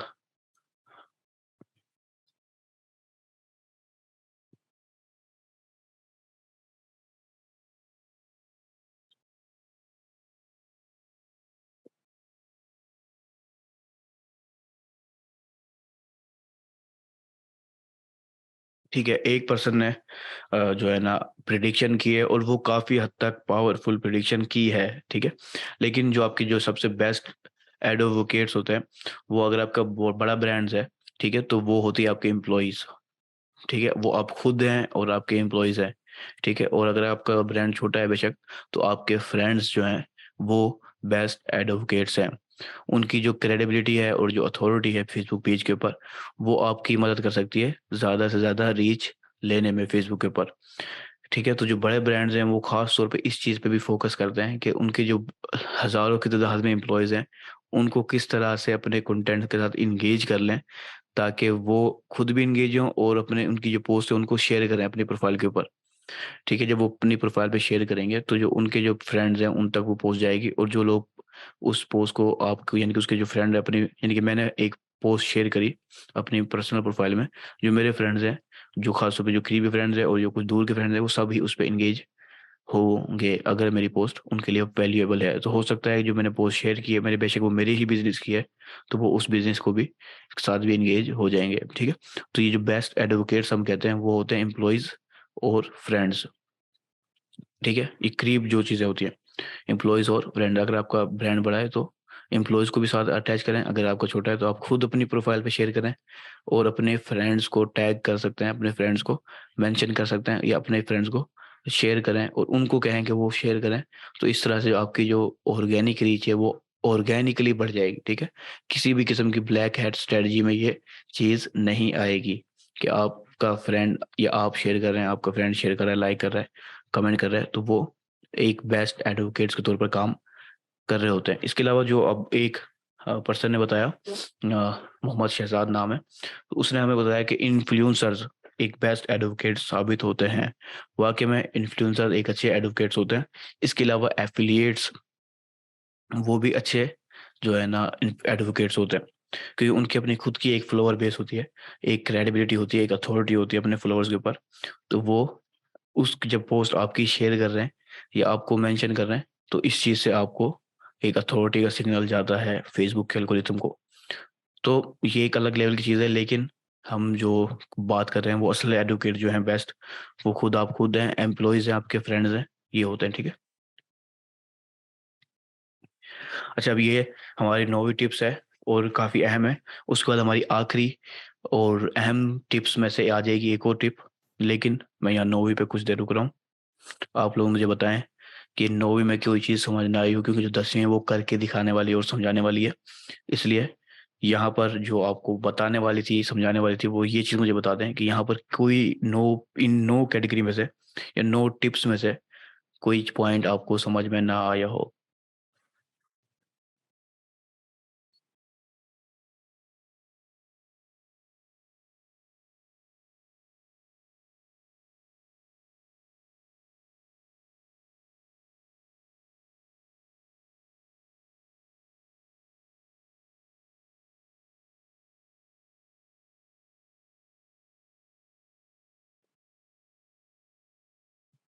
देखिए, मैंने ये आपको पहले भी कहा है कि बहुत ज़्यादा आईडी बना के कंटेंट खुद ही शेयर करें मुख्तलिफ डिवाइसों से, ये फ़ायदेमंद नहीं होता।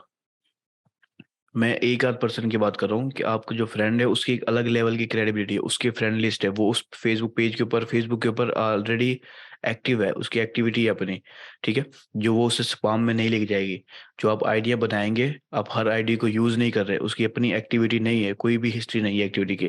तो जब आप सिर्फ़ एक स्पेसिफिक पेज को, स्पेसिफिक पोस्टों को ही शेयर करने में लगे हुए हैं, तो वो एक स्पैमिंग एक्टिविटी में माना जाती है, ठीक है? जब वो स्पैमिंग एक्टिविटी में आ जाएगी, तो आपकी जो पोस्ट है उसकी भी बेड़ा गर्क कर देगी, ठीक है? तो आपके जो फ्रेंड्स हैं उनकी अपनी एक एक्टिविटी है, अपनी क्रेडिबिलिटी है, अथॉरिटी है, अपने फ्रेंड्स के अंदर, ठीक है? तो ये चीज़ और मुख्तलिफ आइडियाज़ बनाना, ये 2 मुख्तलिफ चीज़ें हैं। तो हमने फेसबुक के साथ खेलना है, लेकिन उसके साथ बिल्कुल मज़ाक नहीं कर देना कि हम अपनी 1000 आईडी बना दें, और ये बहुत आम है। अक्सर लोग जो कुछ गुरु कहलाते हैं, वो ये कर लेते हैं कि वो 1000 आईडी बना ली उन्होंने 1000 ईमेल्स के ऊपर और काम स्टार्ट कर दिया। बस यही काम कर रहे हैं वो सुबह से शाम तक बड़ी-बड़ी टीमें बना के, तो ये एक अच्छी चीज़ नहीं साबित होती।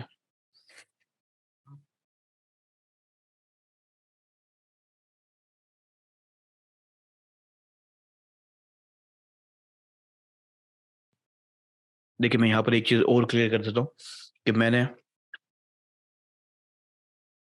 देखिए, मैं आपको एक चीज़ और क्लियर कर देता हूँ, जैसे मैंने आपको बताया कि मैं आपको मार्केटर बनाना चाह रहा हूँ, ठीक है? Marketer, original marketer.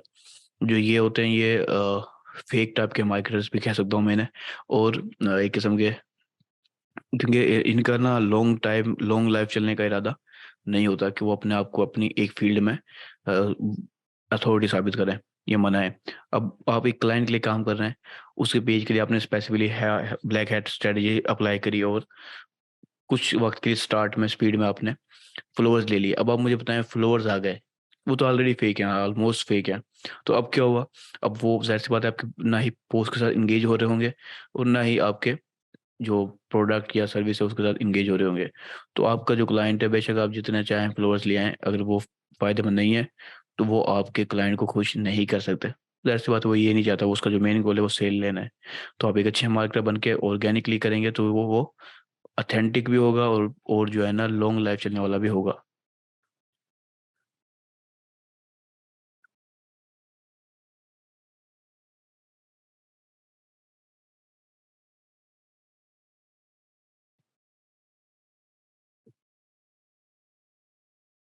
अच्छा, तो वैसे एक और सवाल पूछा है, लेकिन ये देखिए, ये सवाल पॉसिबिलिटीज में कम होती हैं कि हर पर्सन के अपना डिफरेंट काम है, इंटरेस्ट है, तो वो ऐसी चीज़ें नहीं करते कि वो आपस में ही।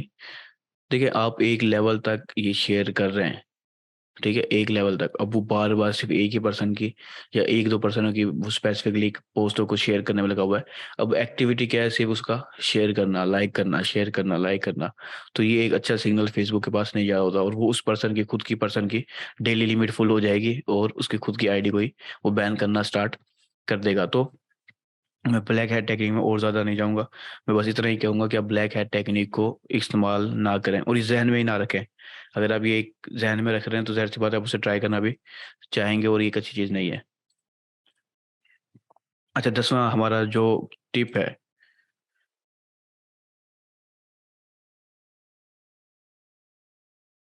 देखिए, जो 10वीं हमारी टिप है वो है यूज़ हैशटैग। लेकिन इसके बाद मैंने एक और लफ्ज़ इस्तेमाल किया, व्हेन नीडेड। फेसबुक के ऊपर हैशटैग ज़रूरत से ज़्यादा नहीं डाले जाते, ठीक है? लेकिन जब ज़रूरत हो, वहाँ पर हम हैशटैग यूज़ करें, ठीक है? और हैशटैग बहुत ही ज़्यादा अहम साबित होते हैं।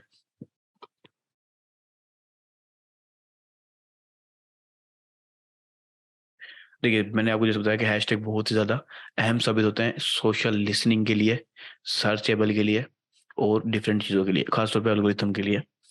तो सोशल लिसनिंग से मुराद ये है कि अब एक पर्सन एक स्पेसिफिक कैटेगरी के अंदर हैशटैग को यूज़ कर रहा है, मिसाल के तौर पर हैशटैग फैशन या कोई और। तो जो जितने भी लोग उस हैशटैग को फ़ॉलो कर रहे हैं या सर्च कर रहे हैं, ठीक है? तो वो उसको एज़ अ फ़ेसबुक उस पर्सन को, जो फ़ैशन को सर्च कर रहा है, उस हैशटैग की इंटरेस्ट में डाल देगा। ठीक है? तो जब आपकी पोस्ट उस हैशटैग के साथ आएगी, तो वो अगर एंगेजिंग हो रही है, लाइक्स ले रही है, कमेंट्स ले रही है, एंगेजमेंट हो रही है उस पे अच्छी, तो वो उस आपको भी दिखाएगी, जो उसको इंटरेस्ट है फ़ैशन में। बेशक मैंने फ़ॉलो नहीं किया हुआ, लेकिन वो आहिस्ता-आहिस्ता दिखाना स्टार्ट करेगी। पर मेन चीज़ ये है, आपका कंटेंट ऑथेंटिक और एक्यूरेट हो, और एंगेजमेंट ले रहा हो, ठीक है? लोग पसंद कर रहे हों, तो उस सूरत में वो आप दूसरे लोगों को भी दिखाना स्टार्ट कर देगी प्रेडिक्शंस की बुनियाद पर। सिग्नल कहाँ से जा रहा है? हैशटैग की वजह से सिग्नल जा रहा है। आपकी पोस्ट की हेडलाइंस की मदद से सिग्नल जा रहा है फेसबुक को, आपकी पोस्ट की एंगेजमेंट की वजह से सिग्नल जा रहा है। लेकिन हैशटैग भी काफ़ी फ़ायदेमंद होते हैं इस सिग्नल को भेजने में, ठीक है? और कुछ प्लेटफ़ॉर्म पे तो के ऊपर हैशटैग काफ़ी ज़्यादा यूज़ होते हैं, वो हम आगे नेक्स्ट प्लेटफ़ॉर्म्स के ऊपर इस्तेमाल करेंगे जब, तो समझ जाएँगे। लेकिन फेसबुक के ऊपर भी हमें इस्तेमाल करना है। अब वो इस्तेमाल कैसे करना है, वो मैं आपको करके दिखाता हूँ। तो सबसे पहली चीज़, मैं फेसबुक पे आ जाता हूँ, रिफ्रेश करता हूँ। तो सबसे पहली चीज़, जैसे मैंने कहा कि आप फेसबुक हैशटैग को यूज़ करें फेसबुक के ऊपर जब ज़रूरत हो, ठीक है? मैं दोबारा से रिपीट करता हूँ, जब ज़रूरत हो। यहाँ पर हमें ज़रूरत से ज़्यादा हैशटैग यूज़ नहीं कर रहे। स जो सजेस्टेड है वो एक है कि आप एक हैशटैग यूज़ करें बस। हद 2 कर लें, 3 कर लें, इससे ज़्यादा हैशटैग यूज़ ना करें। और ये लेटेस्ट रिसर्च से साबित हुआ है, जितने कम हैशटैग होते हैं फेसबुक के ऊपर, फेसबुक की पोस्ट के ऊपर, उतनी ही ज़्यादा रीच होती है, ठीक है। एक हैशटैग ज़्यादा रीच, 2 हैशटैग कुछ कम रीच, 3 हैशटैग उससे कम रीच, और ऐसे ही चलते जाएँ। यानी कि ये इंस्टाग्राम नहीं है, ये कोई और प्लेटफ़ॉर्म नहीं है, जहाँ पर हैशटैग की मदद से रीच बढ़ाई जाए। फेसबुक के ऊपर हद 1, 2 या 3 हैशटैग यूज़ करें, उससे ज़्यादा हैशटैग यूज़ ना करें। बस हमें एक सोशल लिसनिंग का सिग्नल भेजना है, सर्च का सिग्नल भेजना है। सर्च से मतलब ये है कि अब एक स्पेसिफिक हैशटैग आपने यूज़ किया, कोई पर्सन फेसबुक की सर्च में उसे इस्तेमाल कर रहा है, सर्च कर रहा है, तो वो उसको आपके हैशटैग दिखाएगा, जो भी सर्च कर रहा है, तो उससे उसका इंटरेस्ट समझ में आएगा और प्रेडिक्शन की बुनियाद पे भी आपको फ़ायदा हो सकता है। तो अब पहली चीज़ अब ये है कि हमने किस तरह से हैशटैग रिसर्च करनी है फेसबुक के लिए। देखिए, हर एक प्लेटफ़ॉर्म का हैशटैग रिसर्च की एक अलग ही तरीका है, एक अलग ही टूल है। कुछ फ्री भी होते हैं और पेड भी होते हैं, लेकिन मैं यहाँ पर फ्री और पावरफुल तरीके बताता हूँ, जिससे आप देख सकते हैं कि जो आपकी कैटेगरी है, आपके पेज की कैटेगरी है, आपके बिज़नेस की कैटेगरी है, उसके लिए कौन-सा हैशटैग बेस्ट है। और ये हैशटैग जब आप रिसर्च कर रहे होंगे, तो आपको कंटेंट का आइडिया भी बहुत सारा होगा कि इस हैशटैग पे कौन से कंटेंट पॉपुलर हैं, जो लोग लाइक कर रहे हैं, कमेंट कर रहे हैं।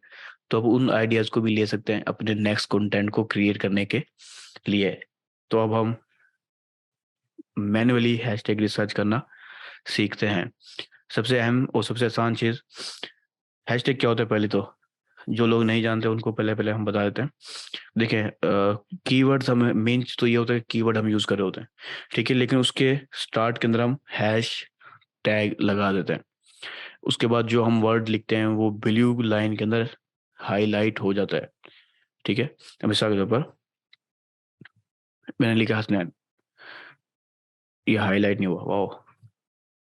ये अब हाइलाइट हो गया। स्पेलिंग में है मिस्टेक था कुछ। तो हैशटैग हसनैन, अब ये हाइलाइट हो गया, बाकी पोस्ट हो गया निस्बत। ठीक है, अब ये हाइलाइट हो गया और इस एक हैशटैग से सिग्नल जाएगा, जो 31,000 लोग इस हैशटैग को यूज़ कर रहे हैं, उनकी ऑडियंस है डिफरेंट, उन सबको एक सोशल लिसनिंग का सिग्नल फेसबुक को चला गया कि यार ये पोस्ट इस हैशटैग की कैटेगरी के से रिलेटेड है, ठीक है? अगर आपकी पोस्ट में वाक़ई में दम है, यानी कि एक्यूरेट है, ऑथेंटिक है, मीनिंगफुल है, इन्फॉर्मेटिव है, जो हम आगे पीछे पहले बात करते हुए आ रहे हैं, अगर वो चीज़ें सब सिग्नल अच्छे हैं, पावरफुल गए, तो इस हैशटैग की के और जो इंटरेस्ट बेस्ड यूज़र हैं, उन सबको दिखाना स्टार्ट करेगा और एंगेजमेंट आपकी बढ़ती जाएगी, रीच बढ़ती जाएगी। तो अब हम देखेंगे कि हैशटैग असल में हम किस तरह से रिसर्च कर सकते हैं। तो सिंपली हम फेसबुक पे आते हैं। अगर एक मुझे पता है कि मेरी जो अभी बिज़नेस है हमारा ई-बाज़ार, ठीक है? अब ये ई-बाज़ार तो वैसे जनरल कैटेगरी में आ गया, लेकिन हमने यहाँ पर मेरे ख्याल से कैटेगरी सिलेक्ट की थी हमने फैशन की, सॉरी, क्लॉथिंग शॉप, ठीक है? क्लॉथिंग की, फैशन की, यानी कि अब वो मेन फैशन है या वुमेन फैशन है, अब ये ज़हन में मैं नहीं रखता, तो हम एक स्पेसिफिक फैशन की तरफ आ जाते हैं। हमने सिंपली हैशटैग डाला, तो हमें अभी कुछ हैशटैग यहाँ पर दिख रहे हैं। मैं फैशन की कैटेगरी की तरफ जाता हूँ।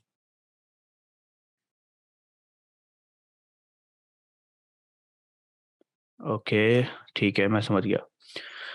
तो जिन लोगों को स्क्रीन शो नहीं हो रही, तो मेहरबानी फ़रमाओ और मैसेज में बताया करो कि स्क्रीन शो नहीं हो रही।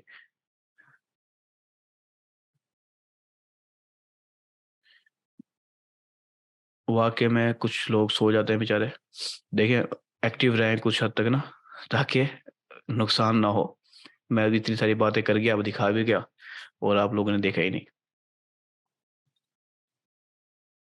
अच्छा, अब बताएँ, अब स्क्रीन शो हो रही है?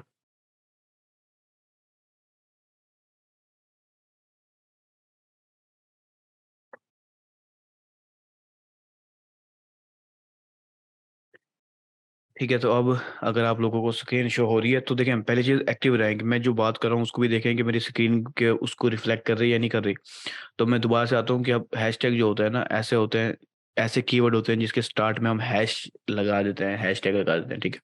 तो उसके बाद जो हम वर्ड यूज़ करते हैं ना, लिखते हैं बिल्कुल बगैर स्पेस डाले, स्पेस नहीं आनी चाहिए। जैसे स्पेस आएगी हैशटैग का कनेक्शन टूट जाएगा।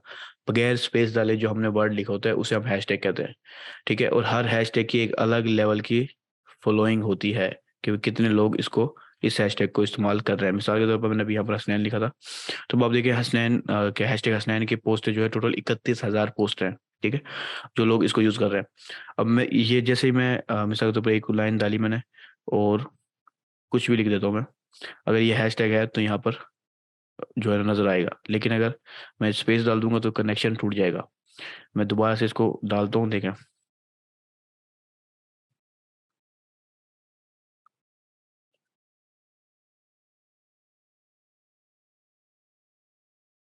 अब मैंने यहाँ पर डालने की कोशिश कर रहा हूँ। अब देखिए यहाँ पर मैंने स्पेस नहीं डाली तो मुझे हैशटैग नज़र आ रहा है, लेकिन अगर मैं यहाँ पर आके इसको हटा देता हूँ और स्पेस डाल देता हूँ, ये कनेक्शन हैशटैग का टूट जाएगा। अब ये हैशटैग सिर्फ ये वाला लफ्ज़ माना जाएगा, दरमियान में स्पेस आने की वजह से हैशटैग नहीं माना जाएगा। तो बहरहाल हैशटैग इसे कहते हैं, अगर आप लोगों को ना पता हो, लेकिन ऑलमोस्ट हर एक पर्सन को ही पता होता है। अब हम मैनुअल हैशटैग रिसर्च की तरफ आ जाते हैं। मैनुअल के चंद तरीके मैं आपको बताता हूँ, उसके बाद हम टूल की तरफ भी जाएंगे। तो सिंपली आपने फेसबुक की सर्च के अंदर हैशटैग लिखा पहले, तो आपको कुछ चीज़ें नज़र आ रही हैं। अब हमारी जो कैटेगरी है ई बाज़ार, वो है क्लोथिंग की, ठीक है। तो यहाँ पर कुछ जो है ना हैशटैग जो ऑलरेडी दिख रहे हैं हमें यहाँ, टी शर्ट क्लोथिंग की कैटेगरी में, ड्रेसेस क्लोथिंग की कैटेगरी में। तो अब हमारे कुछ स्पेसिफिक कैटेगरी, इसकी एक कोई असल बिजनेस नहीं है जो मैं उस स्पेसिफिक नीश की हैशटैग को सर्च करूँ। तो जो भी आपका बिजनेस है, आपके उस हैशटैग को आपने सर्च करना है।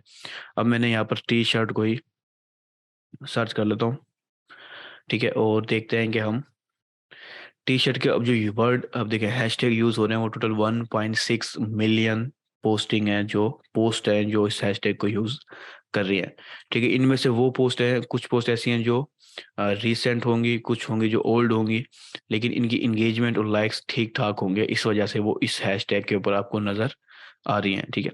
तो अब आप इससे आइडियाज़ भी ले सकते हैं अपने कंटेंट का, कि किस टाइप के कंटेंट इस हैशटैग के लोग पसंद कर रहे हैं और किस टाइप के कंटेंट को पसंद नहीं कर रहे। ये एक आपको आइडिया मिल जाएगा, और दूसरा आपको हैशटैग का भी आइडिया मिल जाएगा वो कितने ज़्यादा पॉपुलर है।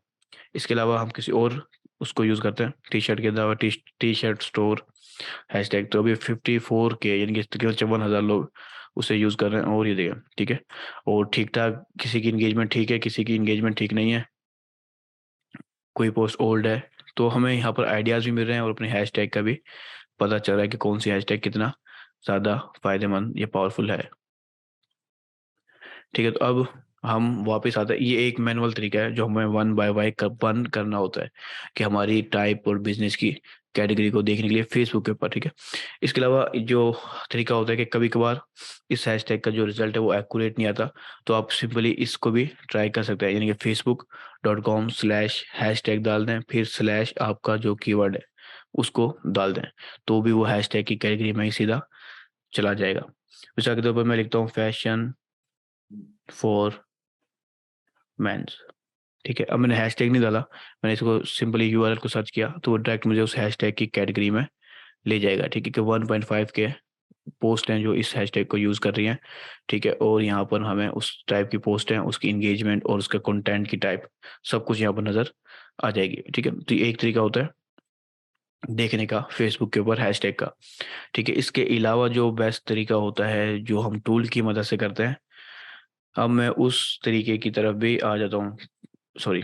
तो मैं यहाँ पे देखता हूँ हमारी, क्योंकि प्रोफाइल न्यू है तो हमें बिजनेस सूट ही नज़र नहीं आता।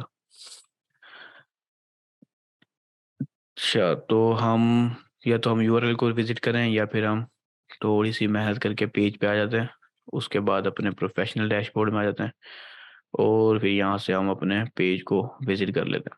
यूआरएल मैंने जानबूझ के विजिट नहीं किया, क्योंकि वो फिर हर पर्सन को याद नहीं रहेगा और परेशानी होगी। तो ये तरीका ऐसा है कि आपको हर जगह बिजनेस सूट मिल जाएगा यहाँ पर, ठीक है। तो अभी हमारी पोस्ट है। अच्छा देखें, अब मैंने कल कुछ पिछले लेसन में कुछ पोस्टें की थी आप लोगों को दिखाने के लिए, तो उसकी जो रीच है वो 11 रीच हुई है, जिसकी वजह से वो यहाँ पर दिखा रहा है 100% रीच आपकी ग्रोथ होगी है। तो बहरहाल हम अपने हैशटैग की तरफ आते हैं। अब हम हैशटैग की बात करेंगे, हमने हैशटैग को कैसे फाइंड करना है कि कौन सा हैशटैग हमारे लिए बेस्ट है। हमने यूज़ एक या दो ही करना है या तीन ही करना है, लेकिन हमें पता हो। तो अपने पोस्ट को क्रिएट करना है। जब आप पोस्ट क्रिएट कर रहे होंगे, तो यहाँ पर आपको एक बटन नजर आ रहा है हैशटैग का, ठीक है, ये छोटा सा इमोजी के साथ। तो इसके ऊपर आप क्लिक करें और ये आपको पूरा एक हैशटैग का टूल सा नजर आएगा, जिसमें पॉपुलर हैशटैग, रिसेंट और सेव्ड हैशटैग का। इस पे हम डिटेल में हम इंस्टाग्राम के वक्त देखेंगे, लेकिन यहाँ पर हम देख लेते हैं हमारी जो कैटेगरी है विशाल के ऊपर, फैशन सॉरी क्लोथिंग। क्लोथिंग वैसे फैशन से ही लिंक है, लेकिन हम क्लोथिंग को सर्च करते हैं। अब मैंने क्लोथिंग सर्च की, तो अब आपको यहाँ नजर आ रहा है कि जितने कुछ हैशटैग, पावरफुल हैशटैग यहाँ पर आपको लिस्ट सी नजर आ रही है। हैशटैग क्लोथिंग पाकिस्तान, सॉरी, जो फेसबुक के ऊपर है वो 46 मिलियन पोस्ट फेसबुक के ऊपर मौजूद है, और इंस्टाग्राम पे 18 मिलियन पोस्ट मौजूद हैं। अब जो पोस्ट जो यानी कि जो हैशटैग मेरे बिज़नेस के लिए बेहतरीन है, मैं उस हैशटैग को सिलेक्ट करूँगा और ऐड कर दूँगा। मिसाल के तौर पे मैं क्लॉथिंग को सिलेक्ट करता हूँ, एक से ज़्यादा को भी मैं सिलेक्ट कर सकता हूँ, करता हूँ और ऐड कर दूँगा, और ये डायरेक्ट मेरी पोस्ट के पास ऐड हो जाएँगे और मैं अपनी पोस्ट आगे स्टार्ट करूँगा और पब्लिश कर दूँगा। तो इस टूल से हम ईज़िली हैशटैग रिसर्च कर सकते हैं और ये मेरा सबसे बेहतरीन और सबसे फ़ेवरेट हैशटैग का टूल है। क्योंकि इसके अंदर मैंने देखिए पेड जो टूल होते हैं, वो हमारे लिए वाक़ई में बहुत ज़्यादा आसानी पैदा कर देते हैं।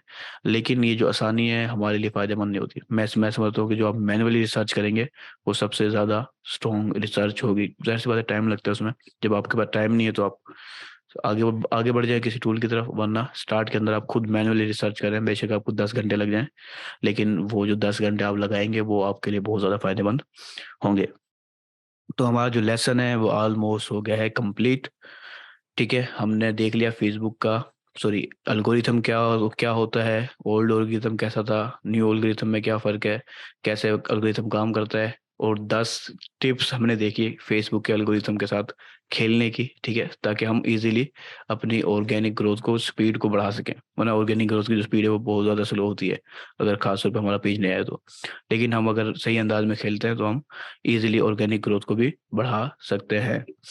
तो यहाँ पर कोई सवाल अगर नहीं आया, आपको ज़हन में समझ नहीं आई बात, तो वो यहाँ पर पूछ लें, फिर हम आगे एक और चीज़ मैं आपको बताना चाहूँगा।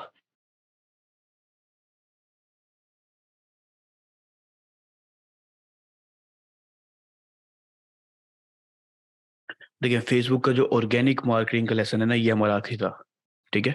नेक्स्ट लेसन हमारा इंस्टाग्राम का होगा, ऑर्गेनिक मार्केटिंग के अंदर, ठीक है? उसके बाद फ़ेसबुक की पेड एडवर्टाइज़िंग होगी और फ़ेसबुक के ऊपर ज़्यादातर पोस्टें यानी कि लेसन मैंने रखे हैं। इसकी ख़ास वजह ये है कि क्योंकि ये एक जनरल कैटेगरी आती है सोशल मीडिया की ना, और इसके ऑलमोस्ट बहुत बड़ी यूज़र बेस है, और इसके जो इंटरफ़ेस है और जो टूल्स हैं डिफरेंट, वो बहुत सारे social media as it is copy करते हैं, ठीक है? और काफ़ी ज़्यादा आसानी पैदा हो जाती है अगर हम फ़ेसबुक को समझ जाएँ, तो हम बाकी टूल्स भी हमारे लिए काफ़ी ज़्यादा हैंडी हो जाते हैं, आसानी हो जाती है।